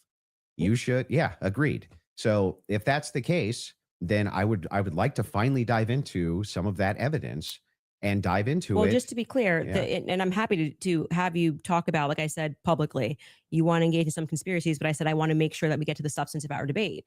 The substance of our debate This is the major is me substance. demonstrating that all of the quote unquote evidence that you feel that you have, which demonstrates that Tyler Robinson shot Charlie Kirk. You don't find convincing. I get it. It's been invalidated by the testimony that we saw. And in your answer for when I Well, you haven't explained to you that he had invalidated the it. most degraded prints was, I don't know. Okay, well, there lies my ability to process that. It's just fine for you Okay. to not be convinced up to this point. All of your viewers, Mhm. everybody watching, So nobody's you're conceding. nobody's on giving a that. dispute that if all your claims ever were just up to now, the evidence that the state's given, I'm just kind of not convinced. That is not what's been happening. What's actually been happening is that you've made tons of claims in regards to this case and in regards to the Kirk assassination, which are far above and beyond, I just doubt, the state's theory. Okay, yeah, I mean, sure. those are I the do things doubt. I that do I- doubt the state's theory. I also am I get it. welcome to say what I think. If you want to move into opinions, if you want to talk about Erica Kirk, if you want to talk about Yeah. Turning Point USA, I'd like to talk about all and of get it. into it, I'm Yeah. totally happy to do that. But I just want to say that, like, I do not feel, because I've said what's important to me is that we exhaust this topic Mhm. first of our actual debate claims. I do not feel that you sufficiently have argued that the evidence is overwhelming. sorry. Candace, question for you. That What, Tyler But I am Robinson. sorry you feel that way. Candace, one question. What evidence do you need to see for you to say Tyler Robinson killed Charlie Kirk? That's a great question. So I actually expected in this preliminary hearing, actually, the inverse of what he was saying is true, right? So this is now the time the state is putting on their evidence. That's the purpose of this hearing, right? The Mhm. state is using hearsay, but they're also putting on their evidence. So I was just expecting some sort of a slam dunk. Like, we got him on camera taking the shot. At least we have him clear on camera. You're telling me this guy drove 13 hours all around. Like, we can definitely show you a picture that it's going to be beyond a reasonable doubt before we even get to the trial. People are going to see and go, oh crap, like, it was really Tyler Robinson. I was expecting to at least see evidence that, because I had reported early on that the source was saying that Tyler did not step foot on campus that day. It is my perspective that he had something to do with something. I do believe he was disposing clothes at this stage, at this phase. I do believe he was disposing clothes. He was involved somehow. I find Lance to be more suspicious, if I'm being honest with you. And also, like I said, the use immunity that was given to Lance by the feds, the fact that the feds didn't ask him any questions, the fact that I spoke with Lance Twiggs' family, and they were like, it's very weird that the feds are not asking him more questions. He's exactly the person that I would imagine to be involved in some stuff. Allegedly, I'll say allegedly. But when we got to the preliminary hearing, there was not a single piece of evidence that I felt was slam dunk. I was waiting for that, a photo. I mean, anything would have made me go, all right, I think this could be the guy. If they had handed over the discovery on the text messages, since that was their big ta-da, we've got the text messages, that would be the first thing that I would hand over. But actually, who was holding them up? Like I said, it wasn't the prosecution. They're right to say we were handing things over, and we heard the defense argue on behalf of the prosecution, saying it's not them and it's not the SBI, it's the FBI that's holding on to things. Is the FBI took everything. The FBI took the gun. The FBI took initially the screwdriver. And then when I heard testimony about the things that they found that were suspicious, example being the backpack, that's something that really bothers me, that they say they traced the shooter, they traced the route that he went on, and then there was we know it looks like he's wearing some sort of a backpack. We know that there was an abandoned backpack found at the bus stop in front of a library, and they felt that this should be taken into evidence. They took it. The FBI, this was the testimony of Amanda Baker, I believe her last name is, but you might want to fact check that because I think I'm blending last names. She was the forensics for the FBI. And then she says she gets a call on the 13th and they stop testing on this backpack because they find that the backpack actually belongs to somebody on Charlie's team. But if you know the map of the layout of the campus, you're going, well, what the hell are they doing all the way up? This is nowhere near anywhere. And by the way, that's not an acceptable answer for why you just gave it back. That's like, why would you give it back? You're acting like no one's ever been killed by somebody on their team before, right? So I found that to be very strange that it was on the exact route that the alleged gunman ran, and that their excuse was, we just gave it back because we heard that this belonged to somebody on Charlie's team. So that to me is, this is why the investigation itself feels underwhelming. When you learn, and this is completely crazy to me, that some of the artifacts that Charlie was wearing were immediately returned to Erica. That's absurd. That is absurd. Everything should be in evidence. When you learn that the car that they carried Charlie in to go to the hospital, they had immediately towed, cleaned, and back up for resale, that's absurd. That should be sitting in evidence. And any police officer that you speak to will say, or a person that's been involved in a crime will say, I didn't get my stuff back for years. It had nothing to do with anything. It was just around. And they kept it into evidence until the trial was over, and it has to be approved. I think somebody said by the attorney general has to sign off on giving you those objects back. And we were told this is all fine. And we see, this is just one example, Erica holding the crucifix. That should be in evidence. Irrespective of if you feel bad for her and think she should have it and it's sweet, that should be in evidence. Immediately paving over the crime scene. Is this like the craziest thing ever? This like defies common sense. You immediately, and when you heard the guy who did it actually go up on a podcast and explain, I got the call. They said it was a paver emergency. I've never in my entire career heard of a paver emergency. They had already had someone come up and dig up the dirt. So by the time he got there on Sunday, the dirt had already been dug up for him to lay down pavers. That is what people are looking at and going, this is weird. There needs to be answers for why this was done. And he tells us the call came from the feds and the governor's office. UVUs washed their hands of it. And what he's saying sounds true, because we heard during the testimony, one person described the regions of who was in control of everything. Mm-hmm. The feds were in control of the courtyard. So in order for anybody to have paved anything, that was federal territory, so to speak. I'm maybe not using that in the best cop term, but the feds were in control of the courtyard. So these are things that I think should be answered for. Why are we doing things differently than you would in any other criminal scenario of keeping the evidence until we know more, until we're confident, the various decoys. I did it. It just doesn't look right. Okay, so go back to the question. So what would you need to see for you to say something? If they had, I was expecting, here we have him, he took the shot, here it is. And then I'd be like, great, a clear image of him on the staircase where I'm like, that's definitively Tyler Robinson and he was on campus. We got nothing. We got literally nothing but hearsay of people saying. But you basically get no case. What? You basically no case on planet Earth. You get the, sure. Oh, we got a picture. Okay, Here's him with the murder weapon. Right. Here's him taking the shot. Most of this doesn't take place on a college campus that has surveillance everywhere. Yeah. One clear image of his. But I don't understand when you're his asked car plates. If you're asked the question, what would it take to convince? It'd be the same question be asked to me, Andrew. What would take to convince you that the oppositional is true, right? That he's a patsy or something like that.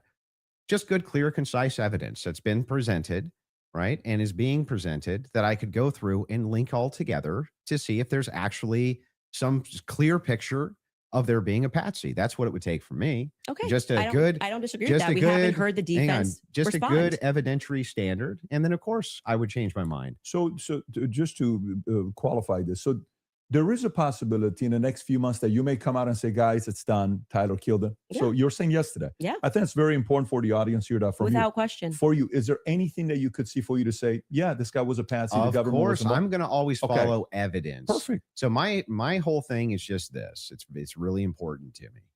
I don't mind people being truth seekers and justice searchers, and the internet has helped solve tons of crimes. There's no ifs, ands, or buts about that, right?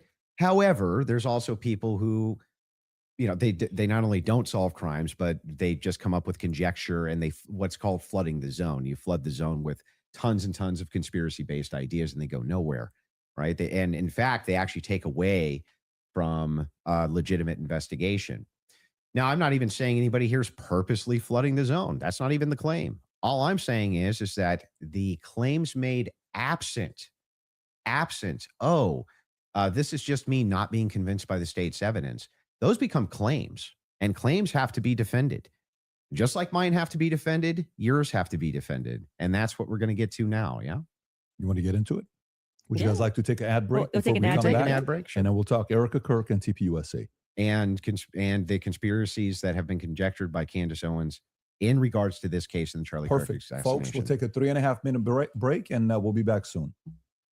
All right, you guys, you have probably seen all the buzz around red light therapy lately, but what's even more compelling are the stories.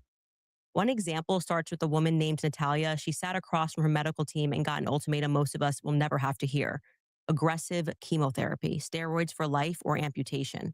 5 years earlier, a plate of ceviche in Peru triggered heavy metal toxins and parasites that she never recovered from. 20 specialists and hundreds of thousands of dollars later, nobody addressed the cause, just the symptoms. With the support of medical journalist Jonathan Otto, she refused all three and went after the root cause instead: purging parasites, binding heavy metals, and restoring her gut health. Today, she runs, swims, and cycles on the same legs that she was told that she would lose. Right now, you can get the same holistic detox cleanse that she used, plus a red life therapy belt, completely free with every order. Not discounted, free. 120 LEDs, red and near infrared, working from the surface down to the gut and thyroid. Head to purgemyparasitesnow.com/Candace, buy your detox and gut renewal restoration bundle today, and get your free red life therapy belt, plus your in-depth protocol. That's purgemyparasitesnow.com/Candace. I also remind you guys about Pure Talk, because you do not have to overpay for your wireless network, not when Pure Talk comes in with the same service for a tiny fraction of the cost. And now, for the first time ever, Pure Talk is offering any plan at just $15 a month for your first 3 months. There's never been a better time to take Pure Talk for a test drive. It's fast, it's reliable, and you're going to love it. You can now get any Pure Talk plan, including their unlimited data plans and even their top tier $65 plan, for just $15 a month for your first 3 months. That's a savings of up to $150. I recommend making the switch today because this offer is extremely short-lived. Switch to Pure Talk and enjoy your first 3 months of talk, text, and data for just $15 a month. Head to puretalk.com/Owens to make the switch to Pure Talk. Again, that's puretalk.com/Owens to start saving today. And I have to remind you guys about American Financing, because everyday expenses keep climbing and high credit card interest is not making life any easier. If your budget is feeling squeezed lately, there's a smarter way to take back control. If you're a homeowner, your home equity is your best financial tool. American Financing can help you consolidate high interest credit card debts so that you have some breathing room. Timing matters now more than ever. With a strong chance of an interest rate hike this September, waiting could cost you thousands. And with rates in the fives, there's no better time to find out how much you could be saving. So ditch those 20% interest rates by consolidating. You can slash your monthly obligations. In fact, American Financing borrowers save an average of $800 a month. Imagine what that kind of cash flow could do for your family. There are 0 upfront fees, and you may even delay up to 2 mortgage payments. To lock in your lower rate before September, call 800-795-1210. Again, that's 800-795-1210, or visit americanfinancing.net/Owens. That's americanfinancing.net/Owens.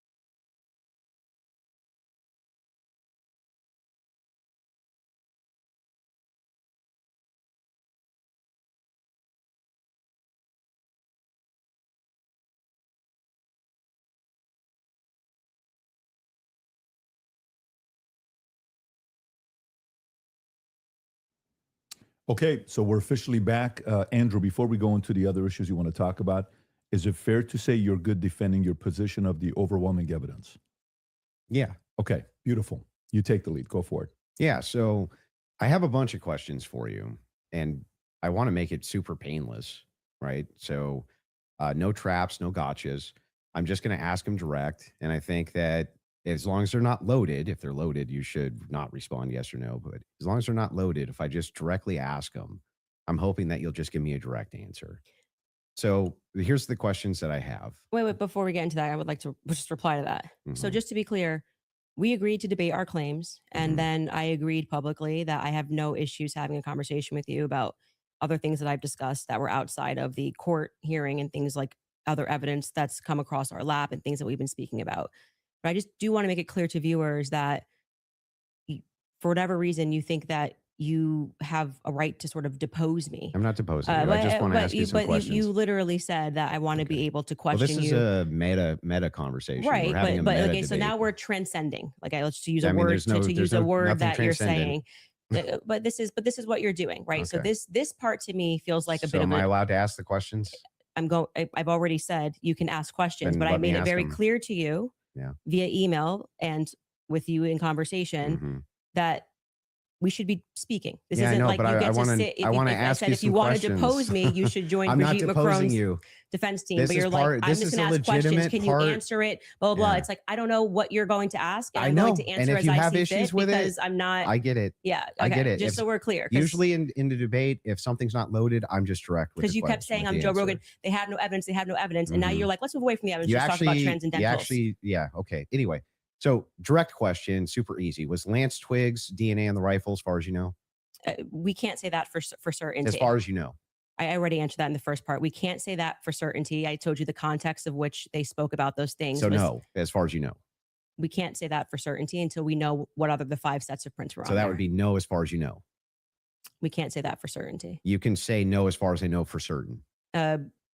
We can't say that for certainty. I actually, You can say just so that you for know, certainty. if your energy here is going to be like you're my dad and you can tell me how to speak or what I'm supposed to say, you're just going to come up against the wall. I'm Okay, familiar with but- this debate strategy. But I like, am just yes or no, telling yes or you. no, yes or no. We're not debating anymore. We're having a conversation. So I already addressed that in the first half of this about why. No, we're still there's- definitely debating. This is still no, it's not a this debate. is Now inclined this to is you your- saying I want to probe Yeah. things that sit outside of the evidence. I actually already That you've addressed this. stated. You asked me. uh-huh. You're not going to go like you're Okay. sitting and I'm on trial. I'm not on trial. Okay, great. So let's you talk can about have a the, conversation let's as talk we've about the agreed French, to. Let's talk about the Foreign Legion. Sure. Was the Foreign Legion, do you believe, trying to kill you? Yes, that's why I reported it to Mhm. the correct officials in government. That's what I was told, and I handed over that information to Tulsi Gabbard's office. What's your best piece of evidence for that? Well, it was Positive evidence. It was told to me Mhm. by somebody who is high up in the French government. I passed off that information to Tulsi Gabbard's office. I also passed it off to Trump's office, Donald Trump's office. Mhm. And that's all I can tell you. I wouldn't be able to probe any evidence because I don't have the power to do that. I'm not the federal government. And I would also like to say that this becomes this other piece of what you do, which is when people say, this, I was told this, and this is the evidence that I have, and I'm willing to have that conversation and write the email to the correct government body that deals with this. Like, I can't hack into Emmanuel Macron's bank accounts and say whether or not the I information agree. but then you go, well, where's your evidence? It's like, well, my evidence is that I reported it. I did the right thing that you're going to do. So if somebody calls and says, hey, Andrew, there's a viable death threat against you, and that person definitively has the rank to be able to tell you this, and you say, well, what I'm going to do now is I'm going to report that to the feds. Then I go, what's your evidence? It's like, well, I got the information and I gave the information that I got from who I got it to the right body of people. And that's Okay. what I did. Got it. I just want Cool. to make sure. And so I'm not it- trying to trap you. Well, I just want to make sure I got it clear. and that's why I said I want to know what you're doing now, because this has always been the thing. It's like, we actually can't win on the overwhelming claim. So we're just going to go and bring up everything that I think can try to embarrass her. I reported I'm exactly not as I trying to received embarrass it. you. I just want to make sure that I get your Yes, positions I clear. have not said, yeah, go ahead. And now you have stated multiple times that you believe that Israel's involved in the death of Charlie Kirk. Can you give Yes, me? we can pull up the clip. Can I'm sorry. I'm just saying. I finish the sentence? Go ahead. Can you give me the context for what are you talking about? Like when I say, generally speaking, why people think that Israel's involved? Mhm. Okay, where's your question? Yeah. Do you have any positive evidence whatsoever that Israel killed Charlie Kirk? well, I couldn't say Israel was on the ground and shot and killed Charlie Kirk. I would say that there are various things that we're trying to establish, one being a motive. And since I don't believe that Tyler Robinson and his transferee is a convincing motive because he was fired up about politics, which Lance testified that he never spoke about with him, nor do I believe that he was so into LGBTQ issues, since Lance testified they never spoke about LGBTQ issues, that he stopped and ate at Chick-fil-A, which if you are into LGBTQ issues, wouldn't be your lunch before you go kill Charlie Kirk for LGBTQ issues, because, Yeah, but do you have positive evidence? I'm answering the question as I feel like I want to answer it. Like I said, you don't get to for an hour and a half. But the question I'm questions and asking is tell me. about positive I'm evidence. telling you that in any case, establishing a motive and and again, I already explained this at the top of the show, but the reason why people find Israel to be an interesting question is because truthfully, Charlie's perspectives were changing on Israel. Sure. And he was starting to realize how much pressure was being put on not just our government to constantly fight their wars, but also being put on his organization personally. If people had come out and been honest about that, rather than rabid claiming he never flinched and everybody's lying and this is not true, you would probably have people that just go, that's life. People change their opinions. I understand. And then there was the rabid, I mean, not even that. It's like everything was about trying to convince the public how much he liked it. So then other than intuition, how you feel about things, do you have any evidence Israel was involved in killing Charlie Kirk? I have already said, and if you're watching my show and the context of what I said, this is the general sense of why people think Israel's involved. Nobody has made the claim that Israelis, there were also, obviously Ian Joe Carroll Kent made the claim. Well, Joe Kent, who I think would have the right to assert it, noted that there were 12 Israeli cell phones on the ground that day. I think most people would like to probe that. Now, it could be maybe they were students, and they were Israeli students in Utah that day.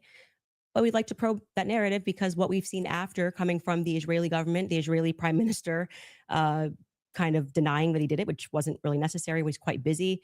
The phone call that happened, which no one wants to discuss, in the Hamptons the week prior, or not the week prior, I think it was around August 5th or 6th that took place. And again, the almost desperate lies about Charlie shifting opinion on Israel lead us to believe that there could be an Israeli angle in this. But we cannot say for certainty that Israel called the shots and this is how it happened. But it is definitively, I think, a thread that a lot of us would like to see. There's no positive evidence. Whatever you want to say, however, positive, negative, however you want to say it. Well, positive evidence would have be a conversation. Material evidence and other evidences, which would what point we've said you to is on our show is what we said, which is this feels like a conspiracy building. There's no reason to lie about these things, and yet people are lying. BB ain't acting right. The Hamptons thing was weird. And the way they tried to shove the Israel narrative down our throat immediately. I mean, the day he died, posting a picture of him with an American and Israeli AI'd photo on the president's feed doesn't feel right. So, do you have any evidence that Erica Kirk or TPUSA participated in the murder of Charlie Kirk? I've never said they participated in the murder of Charlie Kirk. So how could I say that I have evidence they participated in the murder of Charlie Kirk? Okay. So then you don't believe that they did? I never have said that statement. So I'm not going to get you to ask me personal questions about things that I've never said on record. Okay, fair. Your team is sending messages in the back saying they have a video they want to play. Okay, go ahead. I don't know what the video is.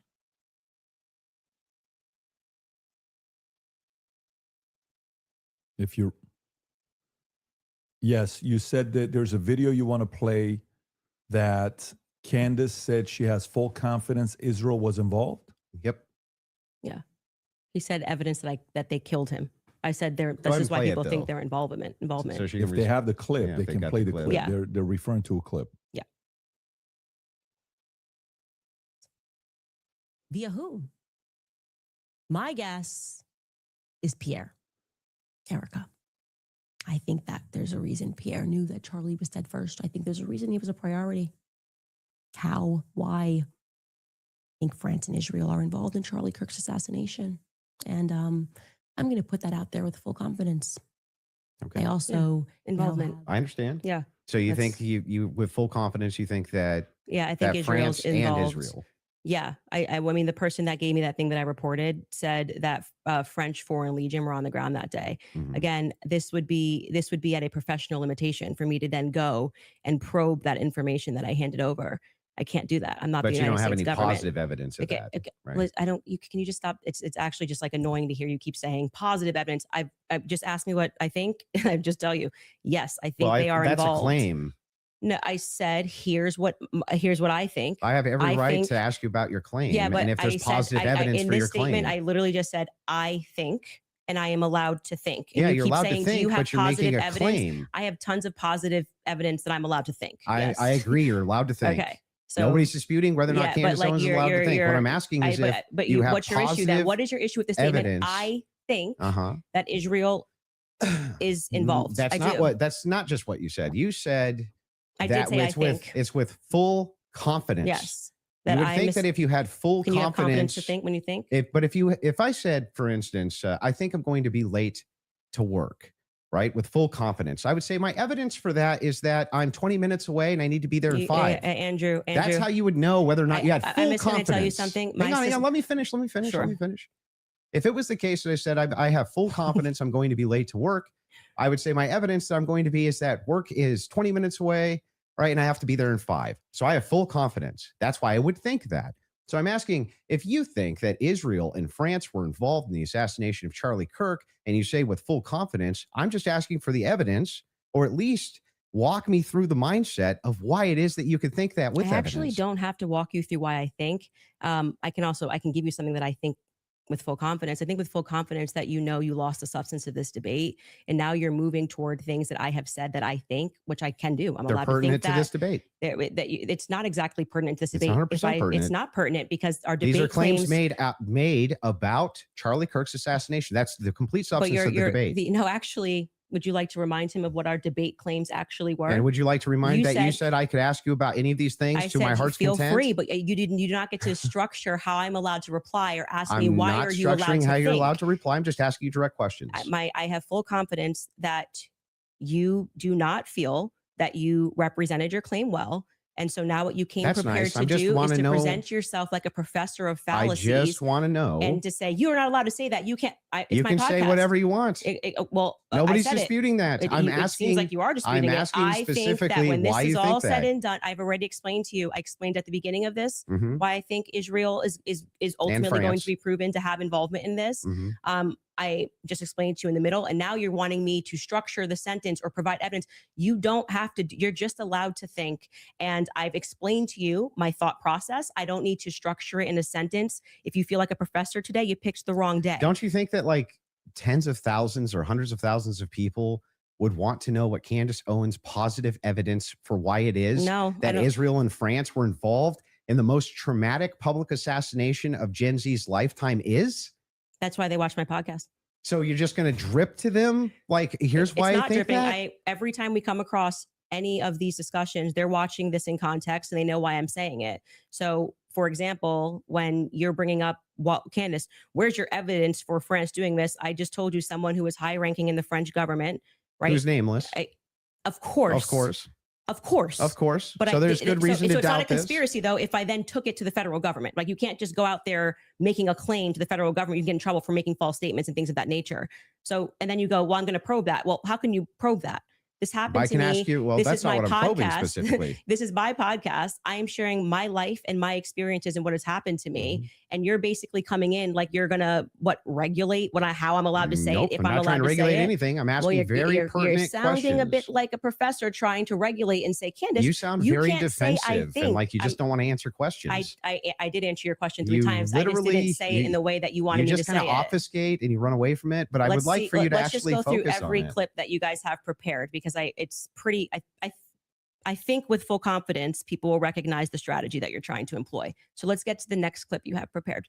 Sure. They can pull up whatever clips they want. Whatever it is that you guys have prepared. So but I would still, on this point, I just want to make sure that you have full confidence that France and Israel were involved in the assassination of Charlie Kirk. I think you have no evidence for it at all that you'll give us. Well, I already did tell you where it came from. Like I said, I can explain it to you. I can't understand it for you. Did that same higher up tell you that he was going to kill, or that France killed Charlie Kirk, or just that you were in danger? They said that the French Foreign Legion was involved and on the ground that day. I've already said that. You just don't like hearing it. No, Candace, just out of curiosity, yes. When you pass down that message to a Tulsi or Trump, Tulsi's office, yes. Tulsi's office, are you giving them who told you that, or you're just saying, here's what I heard from And somebody? I have this information. Sure. And of course, if they wanted to open a file on it, which I thought was quite mysterious, that Trump's office never got back to us. It was kind of weird about like maybe they're not the correct office too. I did receive a response from Tulsi Gabbard's office, but I don't think there was ever any investigation into what I Got it. said. So the call was, hey, I've been Emailed. told the email. Yes. Email was, I've been told I have somebody information, that the French Foreign Legion was on the ground during Charlie's assassination, and that, I mean, it was a lot of information, but well, like you didn't give specifics who it was from. not in the first email because I figured they would like. Perfect. Yeah. So if they do contact you, 100. are you yes. comfortable giving 100% who it is? I would absolutely give them as much information can I ask as a possible. question? If whoever's the U.S. government, why are you not? Yes, it's very strange to me. You know, so if that's the case, now they may respond back and say we did. You know, that's their position. I did. That's why I did it in writing. And so I'm glad that's the case. Yes. Because so if they and do right ask away in you, Trump's office, his like Margot got right back to me. She said it was on his desk, so he has that. There's no. And if you do say that and they contact that individual, obviously you don't have to leak your sources here. Is there enough credibility where that person would be willing to talk to them and explain to them exactly what their sources are? Yes. Okay. I mean, it seems reasonable. And so why he's asking me to defend that is like, I'm not. Never Okay. did. I think those are two different things. That's more Two something I'm totally asking different to say, claims. why are they not reaching out to you? I've asked that many times on my podcast. What do you think about that, Andrew? What? The fact that she emailed, she gave it, and nobody reached out to want to contact the They source. that she's probably willing didn't to think it was share. actionable, is my guess. But even if they did think it was actionable, great. Every lead should be followed up on within the confines of what's rational and reasonable. Is it fair to say that this is maybe a different individual because this is a person that was involved with TPUSA Well, we and had a don't- relationship Wait, with Charlie? who? No, her relationship. Like Yeah. this isn't just anybody. So if an average person sends it, yes. Yeah, but I mean, we don't know who the source is. We don't know any Well, of then this. if you were in that department, wouldn't you want to, even you assign it to one of your There's guys no to guarantee say, they didn't look into it. How do we know? We don't How know. could they No, if how they didn't could they come if get she didn't give it the to them? information, more of the information? Because it And was a by the way, long file. Yeah. This is a separate, this has Did got you send nothing to them do the with the guy's debate. name? This is more on Well, I sent the email assuming that's I'm saying like you go and you make a report, you think they're going to come back to you and say, hey, what's more information? We're investigating this. And that didn't happen, and which is what I raised. No, I I'm found asking, that, did you send them the especially source of because the this was at a claim? time where they were saying that they wanted to explore every possible lead. I even texted Dan Bongino. But did you? So actually it was three offices. let me ask one The question. and then executive I'm gonna come to you. office, Yeah. Dan Bongino, Yeah. and Tulsi Gabbard's office. Okay, so a follow-up to that is the following. Mhm. If they contact you to say, is that specifically to the French government or Israel's involvement in the killing of Charlie Kirk? That wasn't about Those Israel. are two separate things. That wasn't about Israel. It was Okay, they were got it. saying the French foreign, that person as a part of it was saying that it was the French Foreign Legion that was on the ground that So day. I'm And I surprised they haven't think called you. then I find that to be very strange too. I do as well. Because who would want to make a report? Like, I mean, I've never But- made a report with the federal But Let when me you government. ask one did- question. but Let me when you just did ask one send question. it- Mhm. Let me just ask one Okay. question, and then I'm going to bring Okay. it to you. Sure. The question is in regards to, I've not seen that clip, so I'm seeing it now. Mhm. I'm full confidence. I believe that Mhm. Israel and French was involved. Is that also based on a source that somebody told you that Israel was involved in the assassination of Charlie Kirk, or is that a gut feeling? So in terms of Israel, I mean, what I've said is what I publicly have said here. I do think that at the end of this, we are going to find that Israel was involved. I do. Now, in terms of any of the hard evidence that's been presented, I think this has been a huge problem that a lot of us have had is that Mhm. they won't even explore anything else that was going on in Charlie's life personally. So if we're not satisfied that Tyler Robinson did this in any way, then every alternative theory should be explored. Other evidence should be brought forward. We've done that in our capacity. Like when people keep saying she has no evidence, it's kind of crazy. I think we've broken like more stories than any news source in the world. I mean, down to pictures, details, police officers, what the dog's name was, because we're not the only people that believe there's a conspiracy here. The police officers that were involved, the many police sheriff's offices that were departments that were involved that day, all believe there was a conspiracy. Down to the U.S. Marshals believe there was a conspiracy. They were my sources at the U.S. Marshals were saying they were basically sent on a wild goose chase that day. But do you see how you say my sources? Am I not allowed to yeah. have sources? Well, Like the thing is funny. So is CNN allowed to have Well, sources? hang on. I but have we can't? sources. If I said I have sources that claim none of that's true. In fact, my sources claim that her sources are lying. My sources claim that none of them believe that there's a conspiracy. My sources claim all of them really think that Tyler Robinson was a lone gunman. If I just said that as hypothetical, wouldn't you say, what? Yeah, I think what probably adds weight is like then when I drop photos of the car that no one was supposed to see, people go, okay, her sources are legit. So, and then when what I say is then proven in court and nobody knew those things, people are recognizing that my sources are legit. When I say Charlie was scared in the last days, and then I dropped the text message, which you've just learned about a couple of weeks ago, of him saying he was leaving the pro-Israel cause when everyone was lying about that, then they say, I think Candace's sources are legit. So I think what's happened is I've actually built up a rapport with my audience that it's not vibes and dreams. And that's why they keep watching my content, because like, for example, when I just the other day released the content of the shooter on the roof doing the lateral crawl, then they're going, I don't think these are just vibes. It seems like Candace's sources are legit. So I've proven myself in the market. Yeah, I'm not sure that would legitimize your sources as being legitimate when it comes to the idea that, oh, they all believe that there's a conspiracy going on, which is actually what your claim is now. How would that actually, hang on, I'm almost done.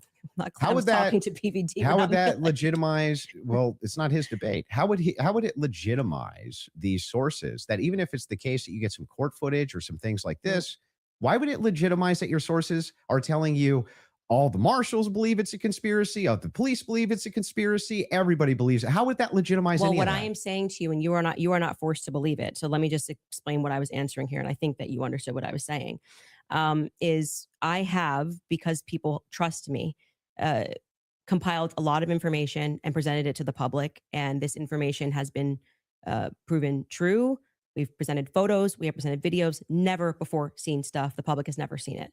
And so what that does is your audience goes, okay, when she says that she has these sources, clearly she's telling the truth. Now, whether you would then go, well, I'm going to believe her when she says they think that there's a conspiracy, that's up to you. You cannot watch my content. I'm not here to tell you that you have to watch my content or believe everything I'm saying. Well, don't you think questioners should get questioned as well?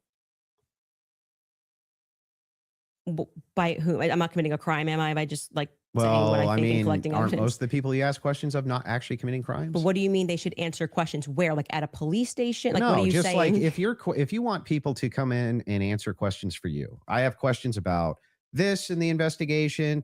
I have questions about this. I have questions about that. You want them to answer your questions. Doesn't it seem totally fair that you answer back the questions people have for you? No, they're not answering our questions. So it's also fair that they don't answer them. So you're That's why I okay. said So I just Andrew want to. Colvett should be in this chair. He's not. But That's isn't his that a double? prerogative. But isn't that a double standard? No, it's not, because he's not doing it. Yeah, but what that would still be a double standard. If you're requesting that he does do it, then that seems to infer that you think he owes you answers. Oh, so inferences are allowed again? And they never weren't. So that seems to infer that you think that he owes you answers. If that's the case, then don't you owe answers? Yeah, well, I feel like I'm answering your questions and his questions about, I mean, I'm talking about Andrew Colvett. His position is he's a spokesperson for Turning Point USA. So when the crowd turns against Turning Point USA on the basis of a lack of information, or because there has been, I don't know, seeds sown of distrust, I would imagine, and forget answering my questions because it doesn't need to be me. But aren't you sowing a lot of those seeds of distrust? Well, I think they're doing a pretty good job themselves, if I'm being honest. You can blame it on Candace all you want. Well, people love to do that. The thing is funny is people act like I'm ground zero. I'll be fair with you. Ground zero of people not trusting Turning Point USA. I think that there was some PR there. I think there was some PR there. Sure, they could have done better. Absolutely. I'm not disputing any of that. One thing, though, that I want to just directly ask you is, do you actually believe that anybody in TPUSA or Erica Kirk or Erica actually participated, had foreknowledge of, or facilitated the murder of Charlie Kirk? I'm not going to get myself into a legal pickle here.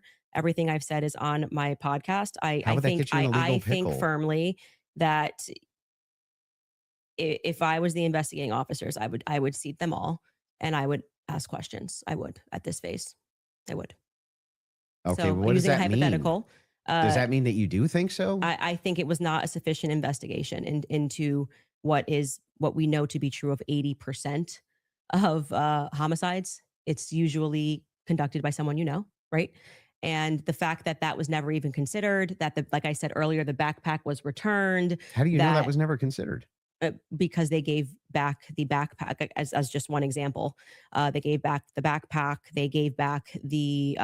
That doesn't show a conspiracy. Well, I mean, it shows that the police trusted everybody and didn't just hold things up for a Yeah, second. they ruled them out as suspects. That quickly. I'm not comfortable with that investigation. It's a pretty big organization. There's $100 million incentive. People, this is What $100 million incentive? what I'm saying is his organization, like it had grown to, I think it was 100 million plus per year. Yeah, per year. If that's something you want to back Yeah, up, but that's what was fine. the- Your what- team wants to play video, if you don't mind. Yeah, There's a video they want to play of Candace said it's impossible to not believe Erica's complicit. If you guys want to play that video. Could also just ask. And so right now their guys are going out and they're going to look for evidence. And then by May, which is fortunately around the corner, then she'll see what they found. So what the F is that performance?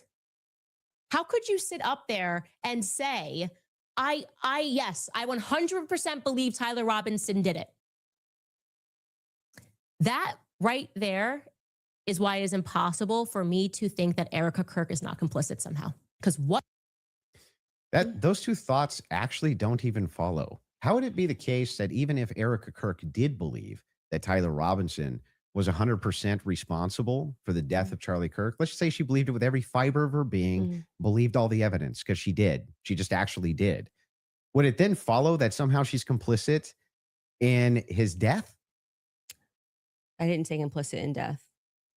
You added those two words. Okay, so what's she complicit in? Yes. So sowing this narrative that Tyler Robinson is guilty. So you're chopping up clips. Like I said, you didn't have the confidence to come Okay, in well, and tell debate. me, So what now does you're that mean? chopping What it does up. complicit mean? We are showing a clip of her on Barry Weiss, which I can't remember the date that she did that interview. And Erica, when she is asked, "Are you one? Do you feel with 100% certainty that Tyler Robinson did this?" And she says, "I do."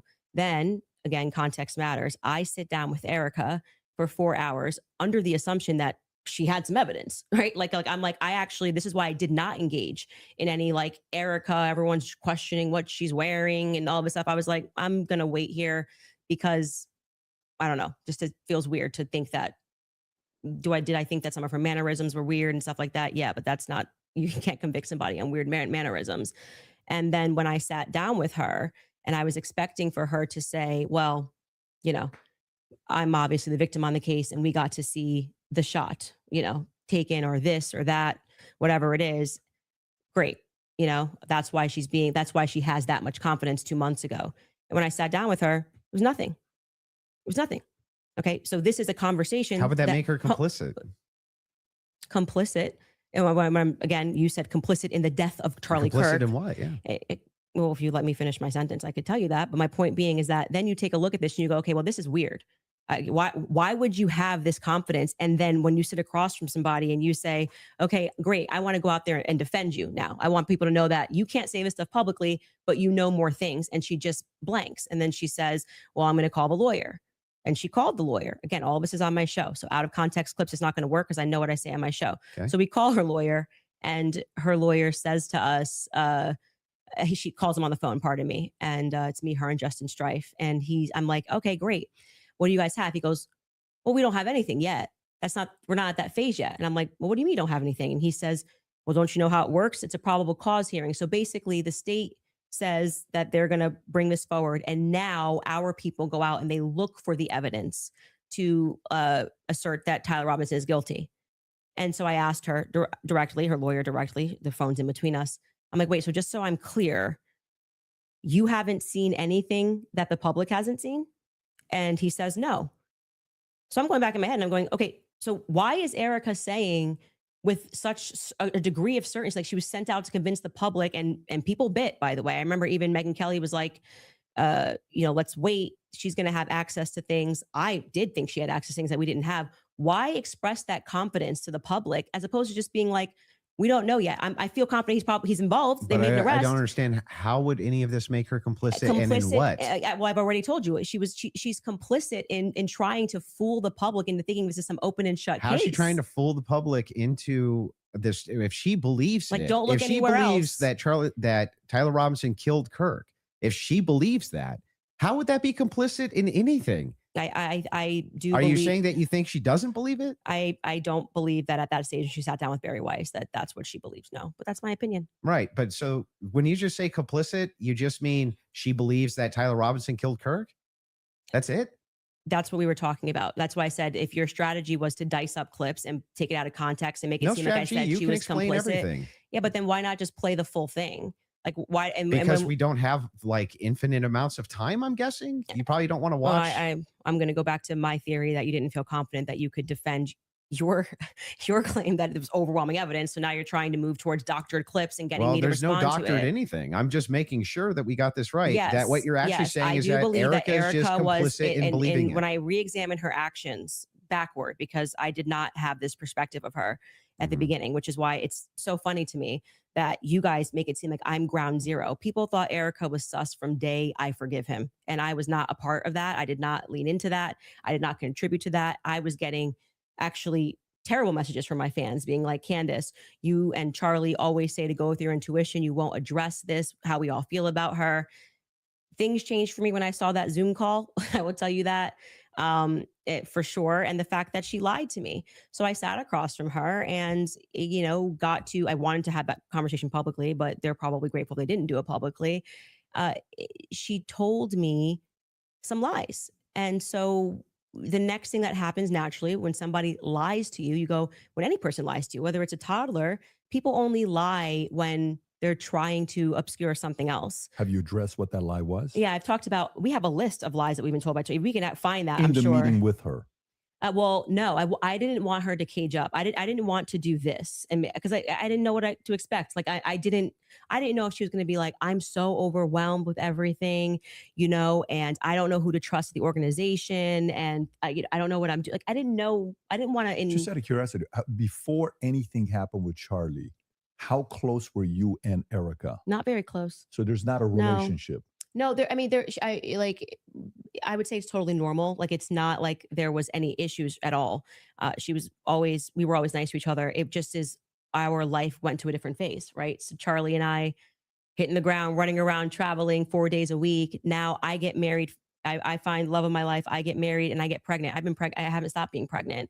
And what you want out of life changes. You don't want to be running around for 4 days a week and traveling on a plane nonstop. You suddenly want to start building at home and live. I was desiring that suburban life. Did you guys ever do the double dates? You, George, her, and Charlie? Was there ever double dates between the four of you? I was engaged to George quickly. We were planning our wedding. I was kind of in my bubble with George. George traveled with me and Charlie, but Erica and him were just starting to date at the beginning of 2019. George and I were planning our marriage. Mhm. So George really got to know Charlie. I wouldn't say that I really got to know Erica. I was just rooting for them because I knew how much Charlie wanted to, find love. And so I was kind of his wing woman throughout that phase. And I was just happy. And I never was under the impression, obviously, that they were going to get married when they were dating. So it wasn't like I was conscious, I really need to get to know this person. And so it was just kind of normal that by that time, because of where I was in my life, that I wasn't spending any time getting to know Erica per se. So the complicit part about Erica to you, is that a gut feeling? You think it transformed when she lied. you can take the lead? I'm just asking questions. Yes. If Yeah, you want to I go don't. for it. I actually don't. I still don't understand what do you think she's complicit in? Yeah. So when I say Erica's complicit, that's my opinion. When you tweeted Erica's too retarded to kill her husband, Yeah. Would you like to explain how you developed your evidence, your positive evidence for the fact that Erica was retarded? Yeah, sure. So Yeah. I just think all women are retarded. Oh, so you're allowed to just say stuff. Who knew? So You and just by asked the way, me. and Like, what dramatically transformed your opinion of Erica after going to the headquarters? Because you were pretty hostile about. I wasn't hostile towards them. You don't think calling somebody too retarded? No, Is- come on. That's like normal tongue in cheek stuff for me online. Oh, you're being tongue in cheek. Usually when I call someone retarded, I'm being tongue in cheek. Yeah. Like for instance, you got supporters. I mean, if you want to use the same exact argument, you would take a supporter like Owen Benjamin. He called you bad names and called your husband bad names. You're just like, well, it's no biggie. I've never answered him on anything that he said. I'm saying that you now are her biggest defender. So do you still think I'm she's not too, her biggest defender. Do you still think she's too retarded? No. I didn't know Erica Kirk. I'd never met her before. Okay, but you had an issue with Turning Point being led by a bunch of fembots talking about the Still do. feminist angle. Still do. And then suddenly you go to the Still think it's headquarters. a terrible idea. You go into the headquarters. Mhm. Now all of a sudden you've got text messages that you're sharing with them. You say that you and your wife are getting involved with management. No. I'm not involved in any management at Turning Point Well, USA. I'm pretty sure there is a clip of you where you say that your wife went to their recent conference and sat down. And then when you were on Joe Rogan. No. Hang on. I'll explain what happened just so that you understand. Yeah. So I was invited there to do some debate training. That's literally what I was invited there to do on recommendation. So I went down and did some debate. That's the first time I ever met anybody at TPUSA. Okay. And then you said you sat down with Erica. Well, I didn't sit down to her. I talked to her in a hallway. So you didn't sit down and speak with Erica? No, I didn't have like some sit down long conversation. We talked in a hallway. Okay. I Is that don't when you know, gave her maybe- the hug? Yeah, gave her the hug right there. My wife did too. We were both very sorry for what happened. Okay. to So her. at what point did you start receiving text messages from that you cited in your opening statement? Oh, that I you- just reached out to TPUSA and said, I'm prepping for a debate. Is there anything that's pertinent that I can use here? Do you find it interesting that people have been asking for, basic answers to questions, and you're saying that you walked into their headquarters and reached out and they instantly... It's amazing, isn't it? If you reach out in good faith and you're not demonizing them and saying that they're complicit in the murder of people's deaths, that perhaps they're actually willing to release things to you that are pertinent, other than thinking that, perhaps you're diabolical. Well, I don't know. I feel like if I was intentions. going to release that information, I didn't demand that it be released to me. I actually never demanded that it be released. I just simply said that this is what was going on in the last 48 hours. Maybe to the media, they could release it. They could release it to PBD. They decided to release it to a guy that called Erica too retarded in June. So what? Yeah, I just think it kind of shows that Turning Point is sending you as their horse. Well, I don't They know just where don't you, have I the don't know where courage to you- have the conversation. like, I don't If they see were this- just releasing something in Let good me ask you faith a to answer question. Do you questions, have any I've never evidence of that demanded claim? it's not evidence that No. you're sharing your opinion No. that she's too retarded. I can't share my Uh-huh. opinion that I think it's Well, going to I never register met the as chick. really obvious to the Yeah. public, that rather than presenting that throughout the course of everybody wanting to know what Charlie was going through his last days, they decided to give it to you to come to my house as some sort of a surprise. Well, Do you think the when- public's not smart enough to do see you through think? that? Do you think that if It's you talking know about terrible PR. if you know that there's a huge debate that's coming up, that's going to be probably one of the most viewed that year, and one of the debaters calls you and says, I'm taking this position. This is the position that I feel like there's the most evidence for. And Candace also agreed to answer many of my questions in regards to this. So if you got pertinent evidence here that I can use, I'd definitely like take a But look. what is the It was actually amazing to me. It really was Mm. actually amazing to me how if you approach people in good faith and just say, hey, I'd actually like to know what the facts and details are around this, they actually do talk to you. It's amazing. Yeah, I just do not believe that they are doing this in good faith. I don't believe that anything you have done has demonstrated that's in good faith. It demonstrates that you walked into Turning Point USA headquarters and came out a different man because you were critical of the organization. You Still am. were critical of Erica, and now you're sitting here going, Well, Candace, first I of want to all, interrogate you for Have an you hour ever and a half been, about everything you've ever have said you ever about been Erica. critical of somebody that you hadn't met and then you meet them and you're less critical of them? And the inverse has happened too. I was You're right, less critical about exactly. Erica, and now I'm more But I'm critical about asking her. you, isn't it the case that there's people you've been critical of and then Mhm. you've met them and you're less critical after you meet them? Too retarded. I feel like if you think that she's dumb and let's just talk about your record. I mean, you're a person that has spent time in what most people would term to be the manosphere, talking about Kind of. well, yeah, I debate against the against feminists. and red pillars. Okay. And a lot of the actual, so I'm a Christian ethicist. I And always then you take go the on to ethics Joe position. Rogan and you're Mhm. like soft explaining away why Erica had to take over Charlie's company when they don't have a parent at home. So now you're a feminist icon. Like you just go into the headquarters and you just shift all of your perspectives. That's a bizarre criticism. Like nobody's in the bigger girl boss position than you. Yeah, I'm actually no. You're in the this is- biggest of the girl boss positions. Like you don't have to do this. Okay. You just do this. You could definitely not do it at all and be fine, right? But I you don't- still do. I would say that you are making a comparison that cannot be compared because Erica's husband was just assassinated in front of the world. Which the makes sense why parents- she would take the organization No, over. that it makes sense why you would go home to your kids, just so you know.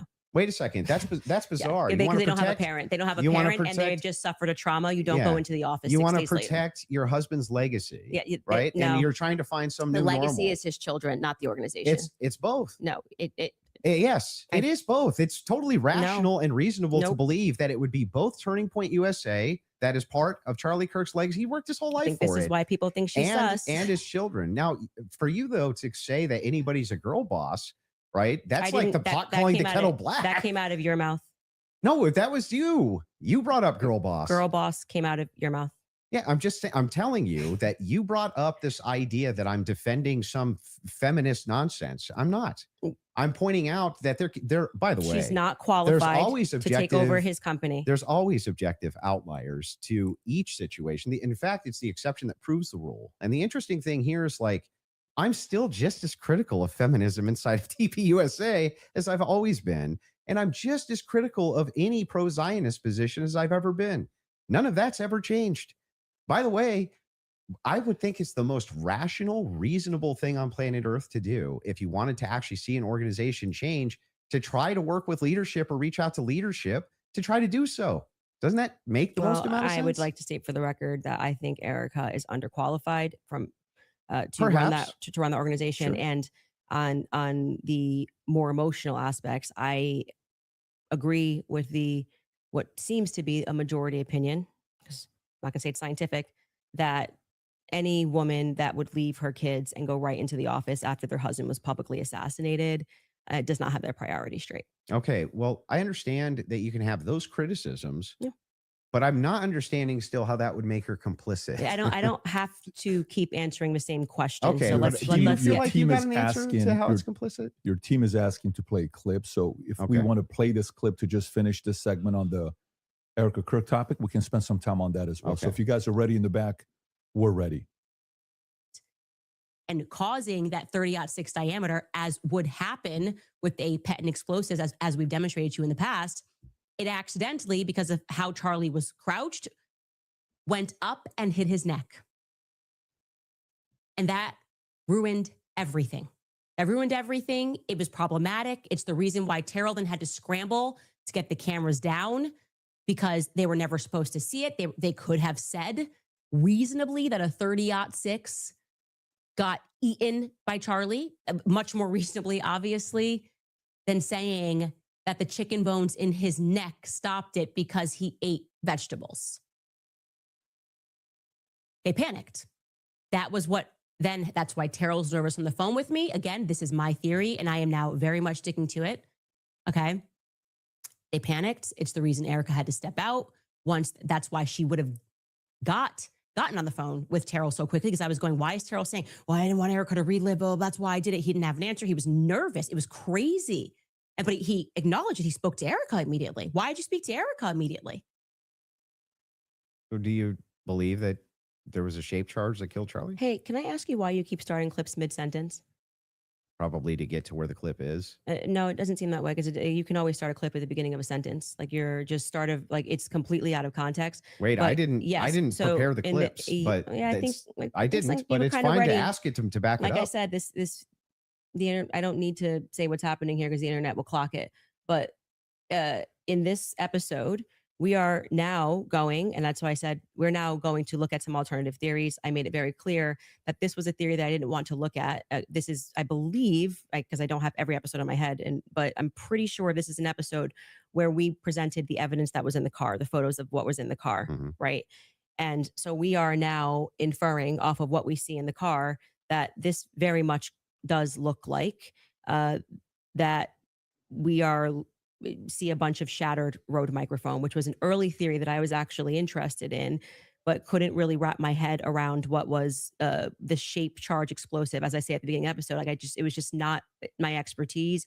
And I was concerning myself with timelines and stories and statements that didn't make sense. Without question, Terrell Farnsworth is someone who made me think that we were missing a big part of the story. So I'm walking them through John Bray's theory. If we started to insert what we are actually observing with the evidence that we're taking a look at and what took place that day. So we're completely in the hypothetical right here. And you're now introducing this. If that's the case, if you're just hypothetically exploring it, that's why I'm just asking directly. Yes, but that's obvious when you watch this episode. So that's why it feels like I'm in the middle of an interview with CNN when they like pull up random clips and they're No, I'm like, just making "What's sure. this? What's this?" You watch the episode, you I'm know just what it trying to make is. sure. Do you think that your alternative theory? Do I you think John believe, Bray's theory should be explored. Yes. Okay. Do you think that Charlie Kirk was killed with an explosive? I think that is a possibility. Mhm. Yes. Okay. And it good. should be explored. He's done a lot of work on it. John Bray has done good work, and I think that that's why that theory is now starting to gain steam since we released the second set of the photos of what was in the car. I think it's viable. So this was the big thing I wanted to get into with you on the explosives too. Mhm. What is it about that theory that's actually compelling to you? So I looked into the explosive mic theory multiple times, Mm. and the biggest thing that stood out to me is there's no explosion. there's literally no explosion. In fact, there's videos when the That's your shot rings opinion. out that kills Charlie. At least it sounds like a shot to me. People are actually like looking up towards where the gun is being fired. They're looking away for where the sound is. Like, where's the actual explosion? Well, for every person that you say looks away, there's going to be a person that was looking forward. We have former Marines that have gotten on and said, it looks to me like there's an explosion under his shirt, right? You obviously saw Rob O'Neill go on to, I'm forgetting which platform it was, where he said, it's the first thing I thought was it looked Rob like, O'Neill is the man that killed Osama bin yeah, Laden. and I think he's qualified to say what he believes he saw. We should actually, since they're pulling clips, we should run that clip of Rob O'Neill and what he said and what And he that's fine. observed and his experience. Yeah. So I'm going to take that. And also there were people who immediately spoke to the media that day who said the same thing, that they thought that something happened under his shirt. That was actually, if you go back to like my first episode, when I was just observing what I saw with my eyes, I was asking the serious question. I was seriously saying, why is it like somebody shot him from underneath? Why is his shirt moving first? It doesn't make sense to me. And I'm That's not, because of air dispersal from the bullet.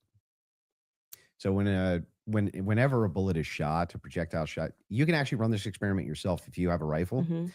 Take like an empty box of ammunition and put it on the table, and then fire it near the muzzle, and that box will actually blow off the table. Okay. So question for you. Does that box go sideways off a table? It can. It can. Yeah, you can. It depends on the dispersal. You 3,000 pounds of energy or 2,000 pounds of energy coming at you. That's how much it carries. Well, it's not 30-06. 2,000 pounds of energy. Well, we can fact check that. That's- How many pounds of energy is it? A 30-06 being shot 150 yards away? That's a great question for Grok. I'm going to say when we looked at it, it was between 1,500 and 2,000. I'm pretty sure pounds of energy coming at you, and you just go upward and to the side. I don't really buy that. I'm going to just say I just think that that's not but possible. It doesn't go through on top of that. So there's another miracle. You didn't get blown backwards. It didn't but go if through. air is, But I also want to say that you're saying this Yeah. can happen, and Rob O'Neill is infinitely more qualified, I think, to speak on that. why? And well, because he's actually shot and killed people. Why would that have anything to do with anything? Because Did he slow down all the videos of the people he shot to see if their clothes moved? well, why are you able to assert your position as a fact? Because I'm gonna tell you how projectiles work. He's not even gonna I guarantee you this guy's not even gonna disagree with what I'm about to say. If it is the case that you have energy and you have mass, and the mass is moving in the air has to go somewhere. It doesn't have a choice. I think you're totally BSing right now, man. Not only am I not BSing, I'm telling you the truth. If a bullet is moving in air has to move out of way of bullet. But maybe not at the bottom of a shirt here. I don't know. I disagree with that. I'd like to say for the record, I've watched some of you do these sorts of things where you assert something with a lot of confidence, and you can fact check it. Your check if bullets displace air. Not about whether it displaced air, it's where it dispersed the air. It was underneath his shirt here. It's not underneath the shirt. A bullet's this big, and you're telling me it's going to hit his neck, Candace, and then it's not underneath beneath the his shirt. The it shirt starts cuffs. up here, and the collar's moving, and then you see the wave here as he's moving backwards. No. Yeah. That's not true. It's not. And we obviously can't show that clip. I disagree with you. Okay, I understand you can't show it for TOS purposes. Exactly. I disagree with you. People can go watch and make up their own minds. We don't need to debate it. Whether or not it was the first thing I said was, why is his shirt moving first? That didn't make sense to me. It almost looks just like this. It goes across. His necklace breaks first before Charlie even reacts. If you watch it in slow, his necklace breaks first, which I thought was very odd. And then you see a puff here, and then the next thing you know, there's the entry wound on his neck. I would not confidently assert that I see smoke. I've never said it on my platform. Do you think that an explosion generally has smoke? I don't think that there's any quality version of video that would get us to be able to answer that question other than Terrell's 4K footage that he has from the front. So There's a lot of, if you look at the Israeli pagers, it's assumed that it's a similar, if not the same type of explosive that was used inside the pagers that would have been used inside of this road mic. I think that you should, since you love debating, you should debate someone like John Bray, who's worked on that theory for 11 months, and ask those sorts of questions of how a shape charge would work. I presented the evidence of what was in the car. And I also, at that episode that you're clipping, said John Bray has done an unbelievable amount of work on this. Mhm. And I think he has debated a ton of people actually regarding this topic. So that's the route that I would send you on. For Yeah, purposes that's of my, fine. yeah, That's fair. for the purposes of my show, Mhm. I do believe, to answer your question, that it is a hypothetical. I mean, that it is a theory that should be thoroughly explored. There's two clips your team wants to show. One of them is the Rob O'Neill clip since we're on it. So if you guys are ready in the back before we go to ad break, if you want to pull it up, this is a good time to do so.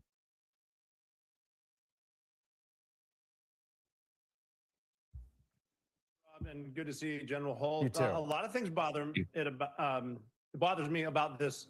Nothing in particular. And it's not like I'm out there saying big lie or conspiracy or someone did it. I'm just saying I've been in a lot of shootings. I've killed more than a handful of people, and this thing looked shady off the bat.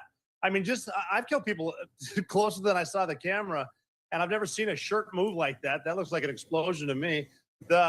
Just the fact that no one started doing first aid to Charlie Kirk, they were more concerned about getting SIM cards out of cameras, removing cameras, and then getting him off the X somehow. There didn't seem a lot of concern for his life. It seemed like just clean it up. And then, I mean, I've been told they paved it over a couple days later. And then you get Erica Kirk behind all the razzle dazzle, and she's really quick to forgive the alleged shooter, which technically says that was him because I forgive him, but then she can't forgive Candace Owens for having an opinion or asking questions. And they mock people by saying, oh, I'm just asking questions. Yeah, I'm a SEAL Team 6 sniper. I'm asking a lot of questions. No one wants to answer them.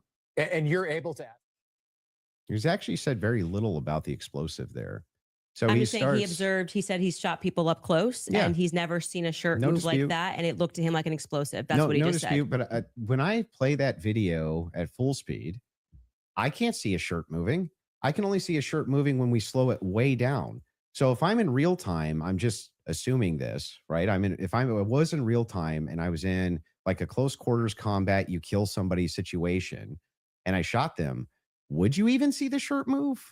Well, I just feel like 5 minutes ago, you were arguing that it was because the bullet carried air. Now you're saying you don't see the shirt move at all. Yeah, but that's if you slow it down, the disbursement of air, that's where you're going to see it, right? It's going to be very quick, very, very, very, very fast. Yeah, and then that's over. not what I saw. And clearly it's not what he saw. And he thinks that there could be an explosive. So I'm just saying to you, When you, people disagree with you. Your opinion's not a fact. That's all. I I understand. think that's a good place for us to, if we have another break, and then we can keep answering your questions. Yeah, I mean, I think, yeah, sounds good. Perfect. We'll do a quick 3.5 minute ad break. We'll be back for the last segment. Cool. All right, thank you. All right, you guys, I want to tell you about Ethos because life has a way of changing your priorities when you least expect it. One day you're focused on what's next for you. The next you're thinking about a home, a family, and how to build a future that feels secure. As your world grows, so does your perspective. That shift in mindset is what led me to make life insurance a priority. It's one of those things that's easy to put off, but having it in place gives me peace of mind, knowing that the people that I care about would have financial support if the unexpected ever happened. Getting covered today is simpler, faster, and more affordable than many people realize. That's why I love Ethos, because with Ethos, you can apply online in just minutes. No medical exams, no waiting rooms, just answer a few health questions and you could be covered the very same day. Ethos has 4.9 out of 5 stars on Trustpilot with over 5,500 reviews. What really stands out to me is that Ethos helps match you with coverage that actually fits your life, your goals, and your budget. With up to $3 million in coverage and plans starting around $30 a month, protecting your family can feel a whole lot more doable. Peace of mind should not be complicated, so take 10 minutes to get covered today with life insurance through Ethos. Get your free quote at ethos.com/Candace. That's ethos.com/Candace. Application times and rates may vary. And I want to remind you guys about Tax Network USA because I know a lot of people owe back taxes. Maybe you have years of unfiled returns. Maybe you file every year and you still can't get ahead because the balance keeps growing. Or maybe you withdrew money from a 401k or IRA and suddenly got hit with a tax bill that you didn't expect. Whatever caused the problem, one thing is certain, the IRS penalties and interest keep adding up every single month. If you don't have a plan now, you could end up owing even more next tax season. Before the IRS starts sending more letters, garnishing wages, or freezing your bank account, call Tax Network USA. They've been helping taxpayers nationwide for more than 15 years, resolving back taxes, unfiled returns, and serious IRS problems. So whether you owe $10,000 or $10 million, their team has resolved over $1 billion in tax debt. Right now, they're offering a free IRS investigative call to find out exactly what you owe and what options you have to fix it. So call 866-686-1651 or visit tnusa.com/Candace. Again, that's tnusa.com/Candace. I also want to tell you guys about Field of Greens because I am always looking past the headlines and asking one simple question: what is really in the product that I'm putting into my body? Think about it. When you buy a steak or a bag of vegetables, you see nutrition facts label. When companies take fruits and vegetables and turn them into a formula, you'll often see a supplemental facts label instead. That makes you want to know more. Where do the ingredients come from? How are they processed? And can I trust what's actually inside? That's one reason I love Field of Greens, because their focus is on quality, transparency, and bringing together fruits and vegetables in a convenient daily formula. And it actually tastes good. Wild berry is my favorite, but strawberry lemonade is a popular choice as well. No complicated routine, just one scoop mixed with water. If you want to try it, use code Candace at checkout for 20% off your first order by visiting fieldofgreens.com. That's code Candace at fieldofgreens.com.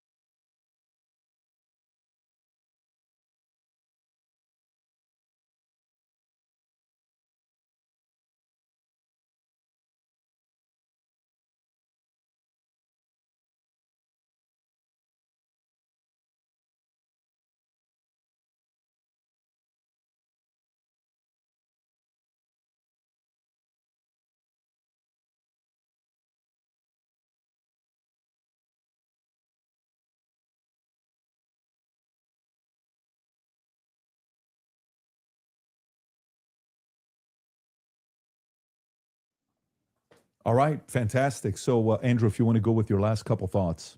Yeah, so I just have two more clips to play, Okay. right? And then we can do final thoughts. I'm guessing.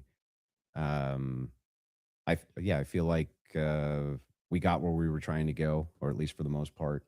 So the two other clips, I do want to play the Twigs clip.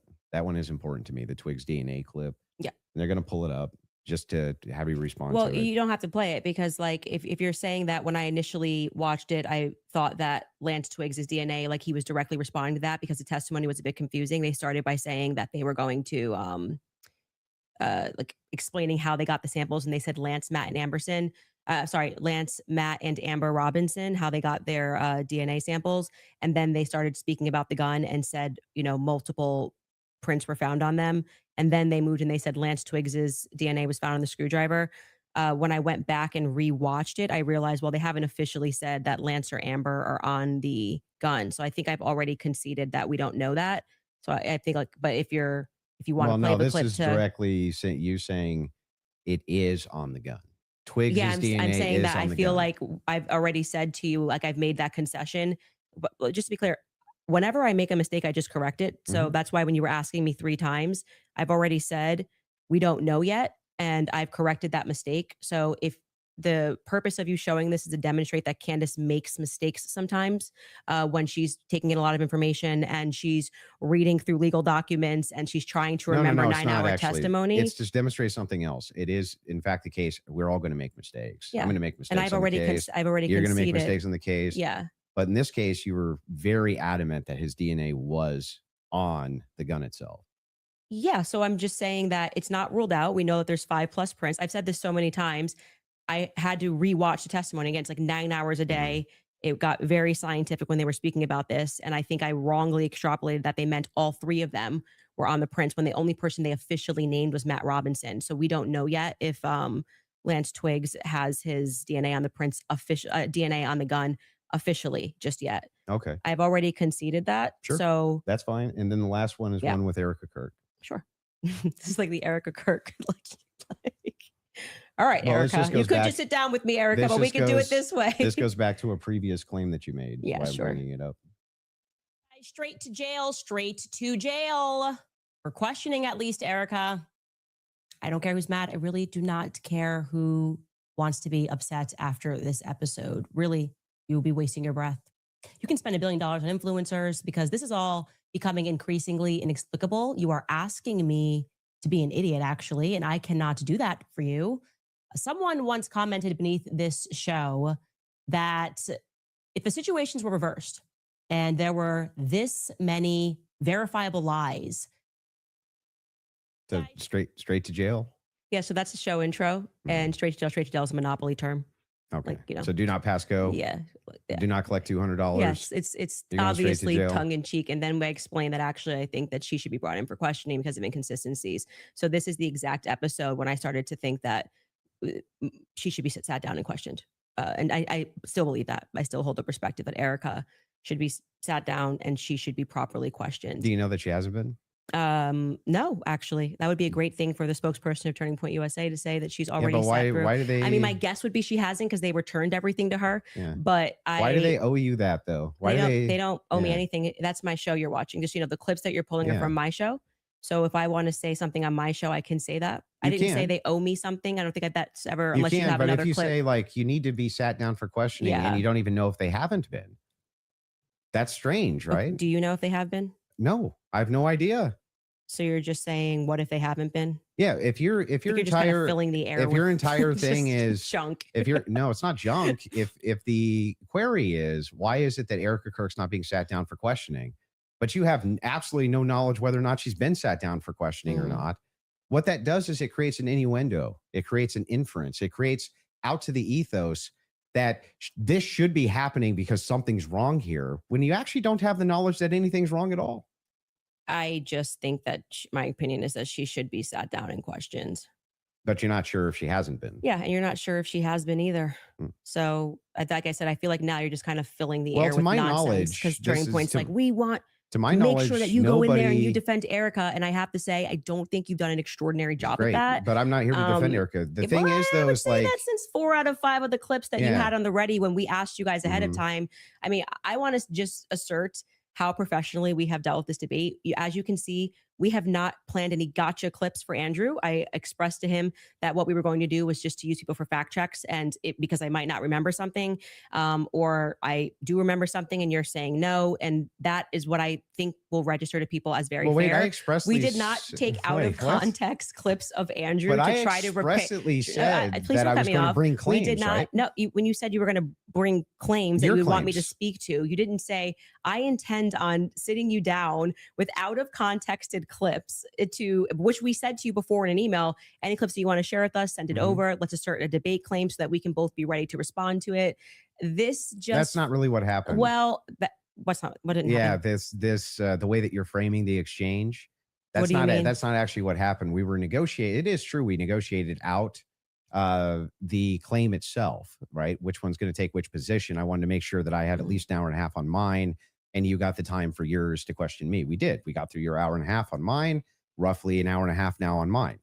That's basically how this went. But in the beginning, I did not take an hour and a half to just pull out of context clips with Andrew. I actually debated the substance of what's going on in this trial and this hearing. And I do think that I think you fell short of that. There's nothing you- out of hang on. And There's I did nothing not here say, except I'm holding just you to going to account get for you your to say claims. yes or no.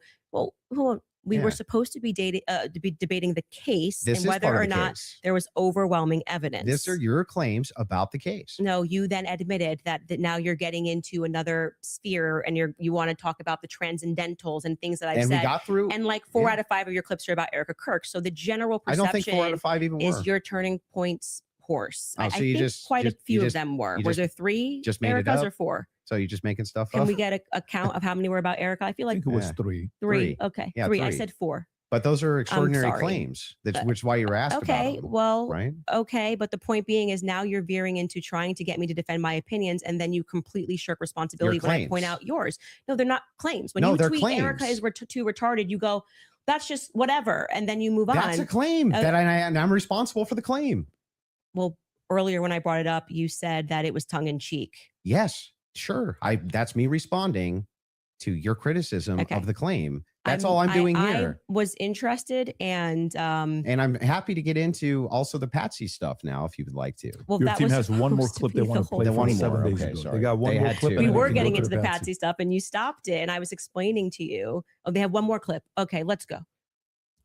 They want to hit the minimum of 4 clips you were saying with Erica. So 100%. This is absurd. okay. And this is the one you're saying from 7 days ago.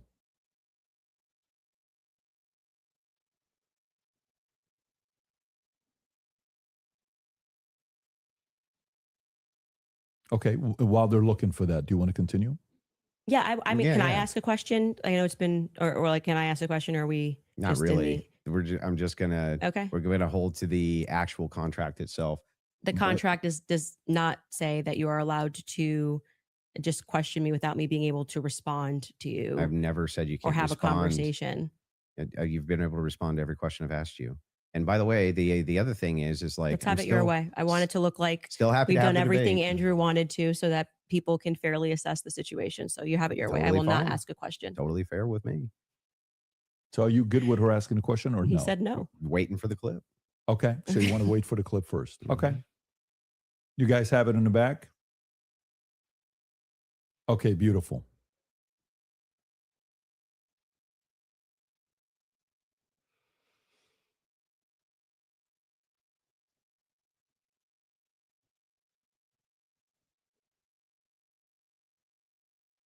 You Your need the team, Jeopardy your team thing. told me they had it. So That's what I heard. Okay, there we come go. on, guys. Did this crime. Okay. Because Lance I can't hear Twiggs this. My has thing his went out. Just DNA tell me what on it the says after. towel. It's fine. Lance Twiggs has his DNA on the rifle. Lance Twiggs And to has be his clear, DNA on the Lance right. Twiggs' Said this- DNA this year this 4 times, was but I don't not know why they as feel like they need degraded to- as Tyler Robinson's DNA was on Tyler's rifle. It's Tyler's rifle. No, you But also Lance's said, yeah, it's DNA not as degraded on the rifle. Yeah, because I thought he was one of the things, but I've Right. already that's what I mean when I say that. Like, it just seems like you're not actually here trying to engage, because I even before you got to this, and I knew that you had some secret clip planned, I said to you, when I rewatched the testimony, I realized that they didn't explicitly say Lance Twiggs. They said 5 other profiles were on it and that his was the most degraded. So I hope your team feels fulfilled in playing that. Is there any more? I'm happy to play every clip that he has on the ready. Anybody? You said you had some new evidence at the beginning of the. Oh yeah, we debate should you had show that something text new. message that you read, Did you just wanna because share I that? think that's important for the public. You shared it out of context. I'll do it on my show. I'll share the text So you're going to message. read it on my show, but not show it. Correct. Okay. So I'll show it on my show, but that's what I'll do. I'll show it on my Can show. I ask why? Well, because I want to drip out the evidence, you know. That's got to drip out that evidence, keep people coming back for the show, right? I don't know if snark serves you so well. I'm just saying, like, yeah, I'll release it there. Yeah, that's my intention. But yeah, I'm fine with closings if you want to do closings. Well, I also would just, if I may ask a question, is that permitted? Go ahead. Just so I also have clarity, since your basis has been evidentiary, you keep saying that you have evidence or like you are following evidence. Which one of the charges against, or all of them, do you think Tyler Robinson is guilty of? The specific charge? Yeah. Yeah. So what I think is that Tyler Robinson shot Charlie Kirk. Yeah, but of the 7 charges that he's being charged. Yeah. Can we list them real quick? I'll tell you exactly which ones. We'll pull them up. Well, do you know any of the charges that he's up for right now?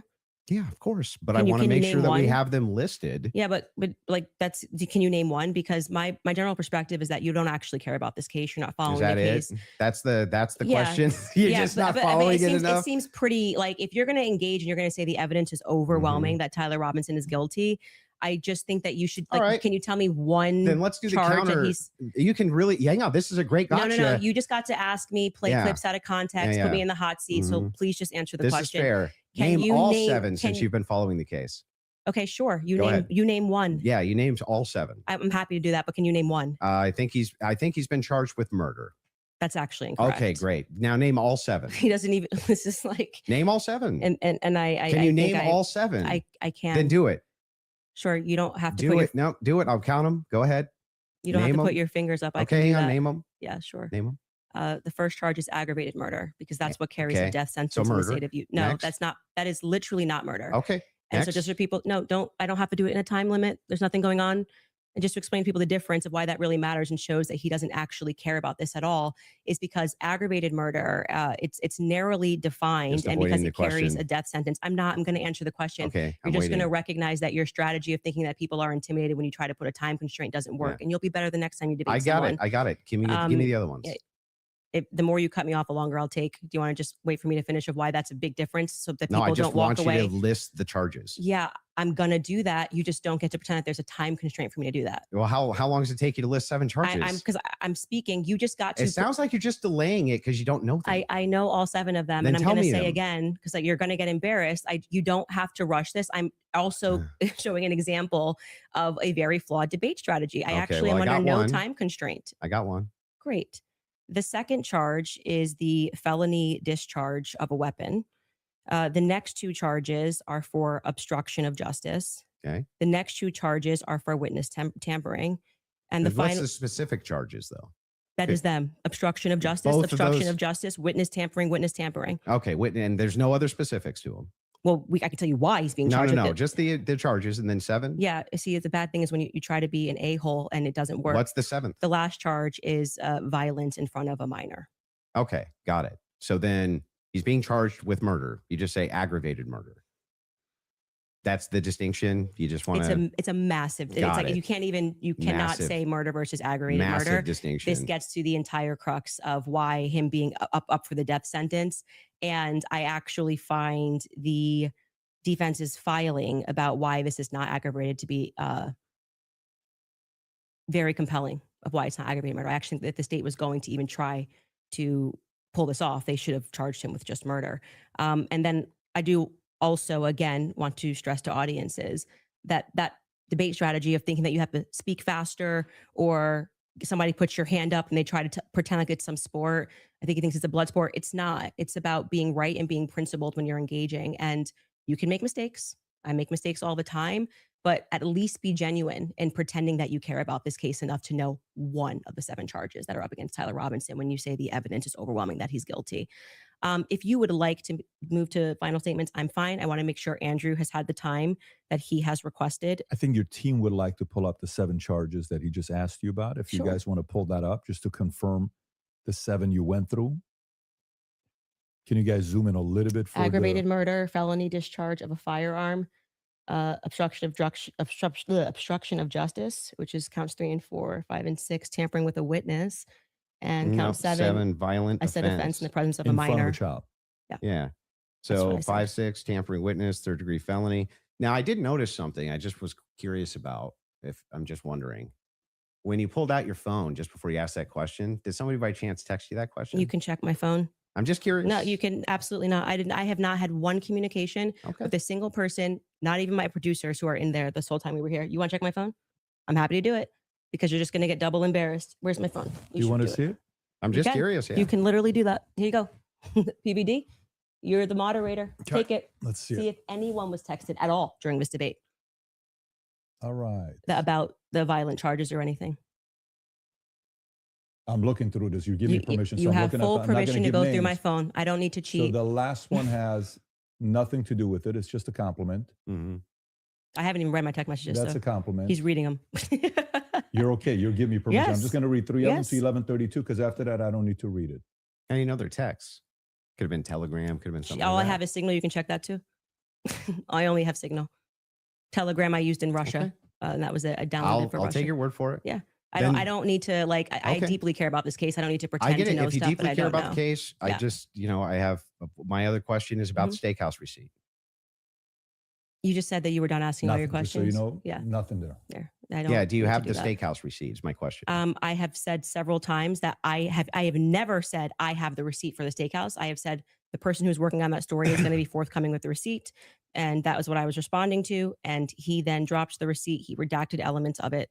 And I said, stay tuned. He's the one working on that story. Okay. So you, I you never- haven't actually confirmed that Robinson was at that steakhouse. All I did, as I said earlier in this conversation, was I spoke to the owner when I broke that story. I think it was back in January. I spoke to the owner, understood what had happened, and that there was a receipt. That's it. That's the extent of what I shared is what happened. Okay. So to be clear, there's no receipt. You No, don't, I just said the opposite. I said there is well, a receipt. you don't have a copy of the receipt. The receipt was published online. Yeah. Right. With blurred The out. person working on this story Yeah. that blurred that out Mhm. is what I was referring to when I said stay tuned and keep following his stuff because he went to go do what I hadn't done, which was he interviewed the actual server. So there's no evidence that Tyler was at that steakhouse.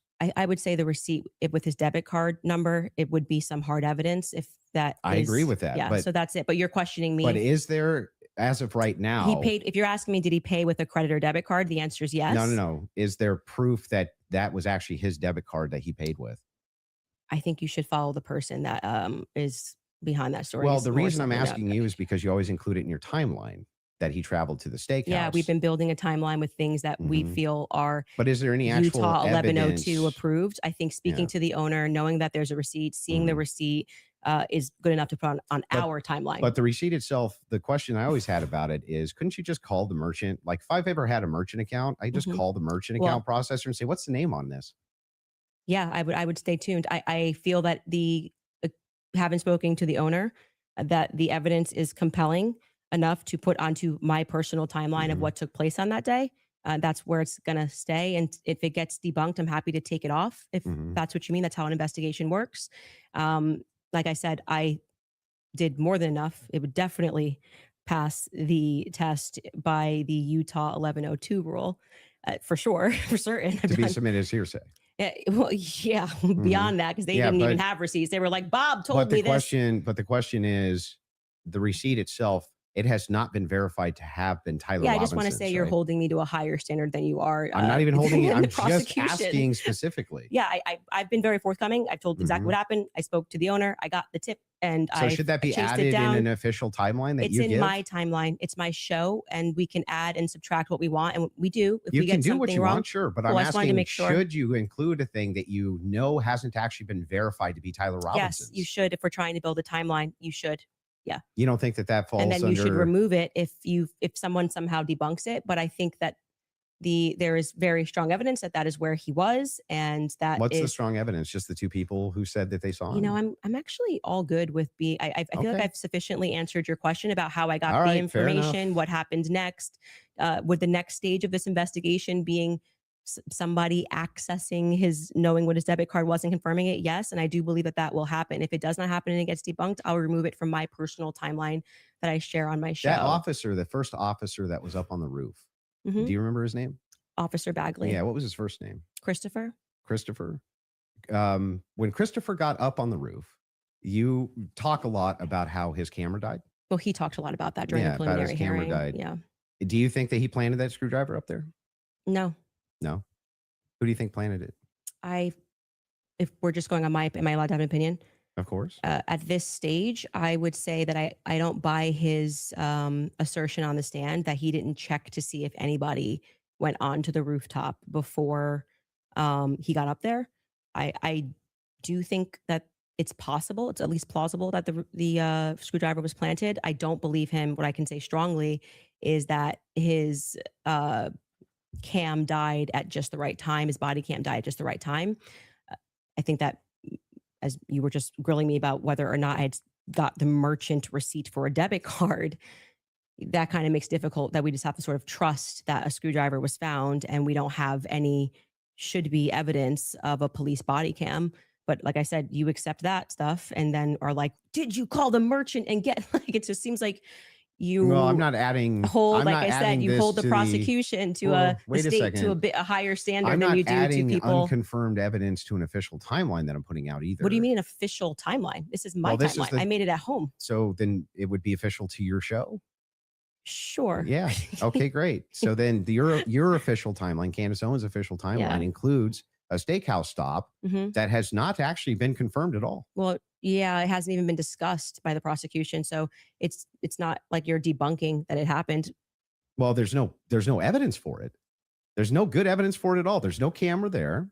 And the steakhouse receipt itself has never been confirmed to be Tyler Robinson's. I'm assuming this is just like a talking point they gave you and you got to like keep pushing this or like I've been 'cause following it very closely on X. the receipt. You weren't even following the charges of Tyler Robinson, but you really You wanted to think know. that I've been because- following it do you very think that closely on because- X. Wait, you think I'm calling owners of do you know steakhouses that- and having a wait, wait. conversation. You're following Congo Yeah, on I X. literally followed the entire trial or the preliminary live. I was live with an attorney. We covered all of it. You think because I have a momentary or lapse where I'm like, oh, it's murder? No, it's aggravated murder. Come on. You didn't know any of the That's charges. splitting You hairs. didn't. No, that's not splitting. It means you didn't follow the preliminary hearing at all. No, it doesn't Like mean you that don't at know all. any of the That's charges that are ridiculous. against him when this is like getting literally to the crux, Oh, man, aggravated that's- murder versus murder. It's a death ridiculous. sentence. And not only that, let's point this out. One of the major things here is that this is your official timeline. It's mine. Yes. Who else could it be? Who else? It would be Candace what's your Owens' issue? timeline. I just don't know What's what your his issue with issue is with my timeline. What's your issue with that? Well, so the issue is that the entirety of the evidence revolves around two people who claim that he was there Mhm. and supposedly a receipt. There's supposedly a receipt where Tyler Robinson paid for his steak and his soft drink. No alcohol, right? No alcohol, right? You know nothing about the case. But anyway, this particular receipt, they could have called the merchant account, confirmed it, this type of thing. To date, this receipt has only the blurred information on it that would actually give you the information to confirm whose receipt it is. We have to date, nobody has confirmed that this was actually Tyler Robinson's receipt. And yet inside of Candace Owens' timeline, which she states over and over again, when she says, this is the longest 13 hours, this is 13 and a half hours, the requirement for about what, roughly 5.5 or 6 hours of that is that he went to the steakhouse. Mm. And that's not been confirmed at all.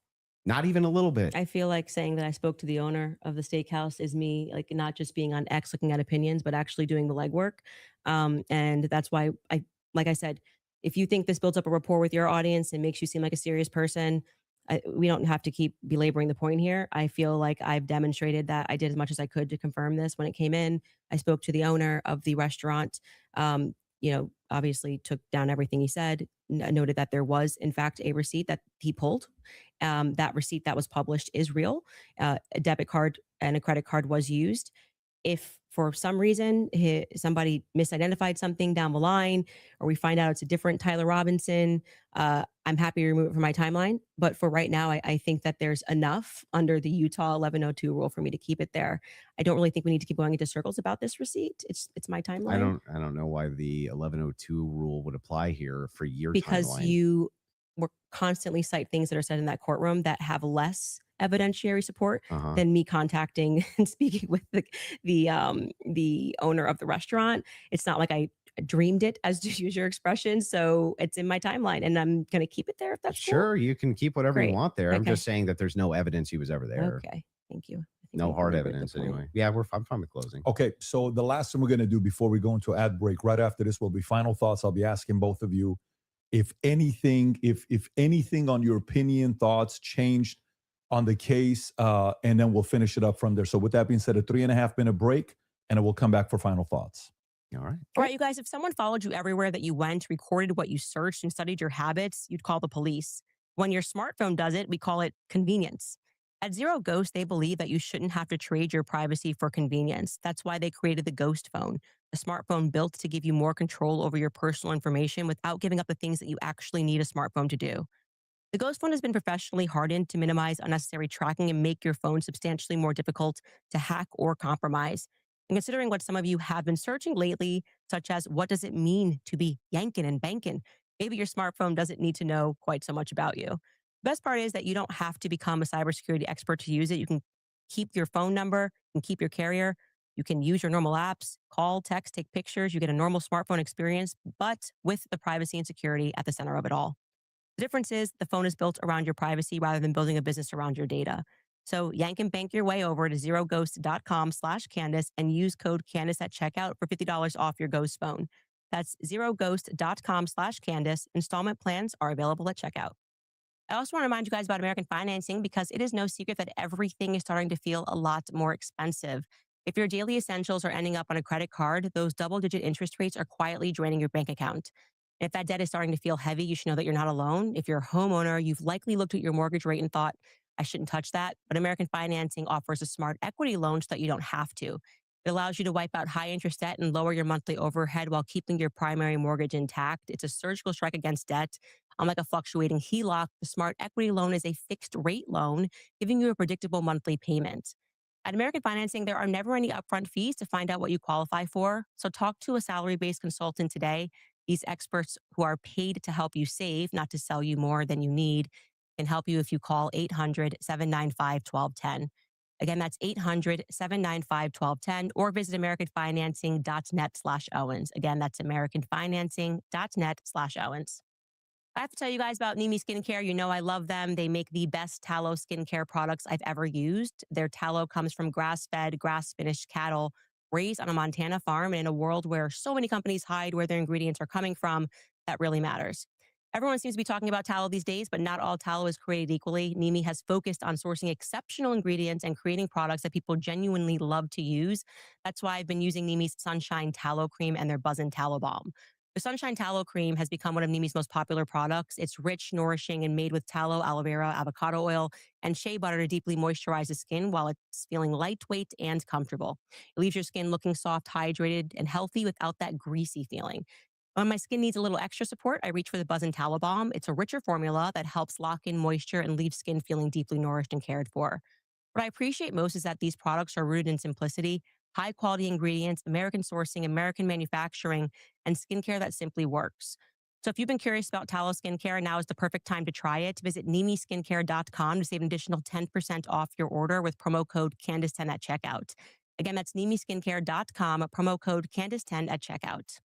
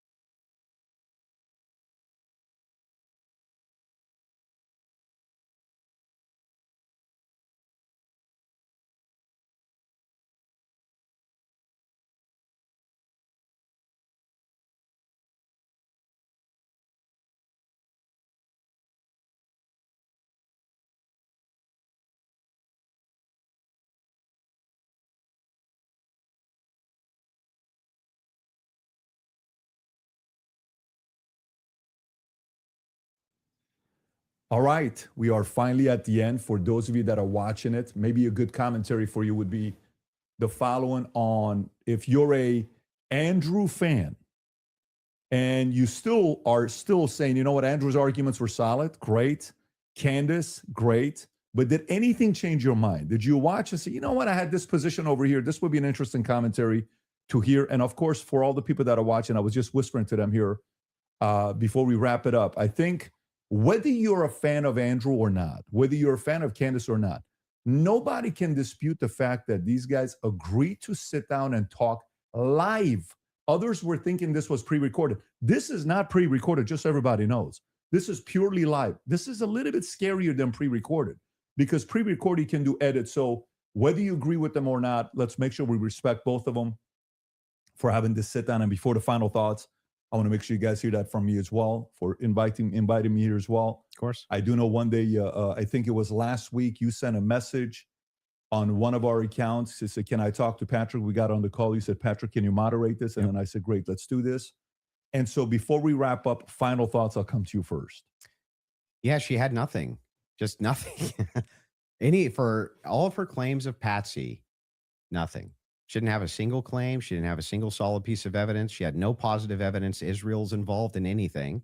No positive evidence that France is involved in anything.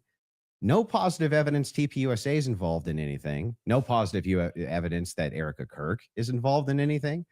When I ask her about her claims about Erica Kirk, yeah, it's just funning. It's just funning, you know? Or, yeah, I do think that she needs to sit down and ask some questions, but, or answer some questions, but you know what? I don't even know if she has. Like, maybe she has. I have no idea. Yes, I'm going to have an official timeline with unconfirmed evidence. That's just fine.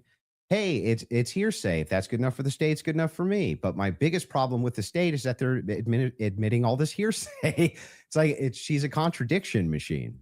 On top of all of this, the thing that I wanted to get out of this more than anything else was to just demonstrate one thing. Yes, it's true. I'm not perfect on the case. I'm not going to ever pretend that I am, and never did. But what has been made very clear to me is that there's nobody with an alternative theory that has any evidence for it at all. None. Zero.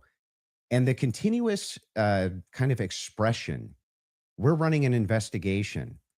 What kind of investigation builds a timeline out on a receipt that they don't even confirm? What kind of investigation tries to make these bold claims that Israel's involved and France is involved and all these different players are involved and never shows any evidence? We're just asking questions. It's again, like I said in my opening, it's always intuition, my feelings, how I feel about things, how I think about things.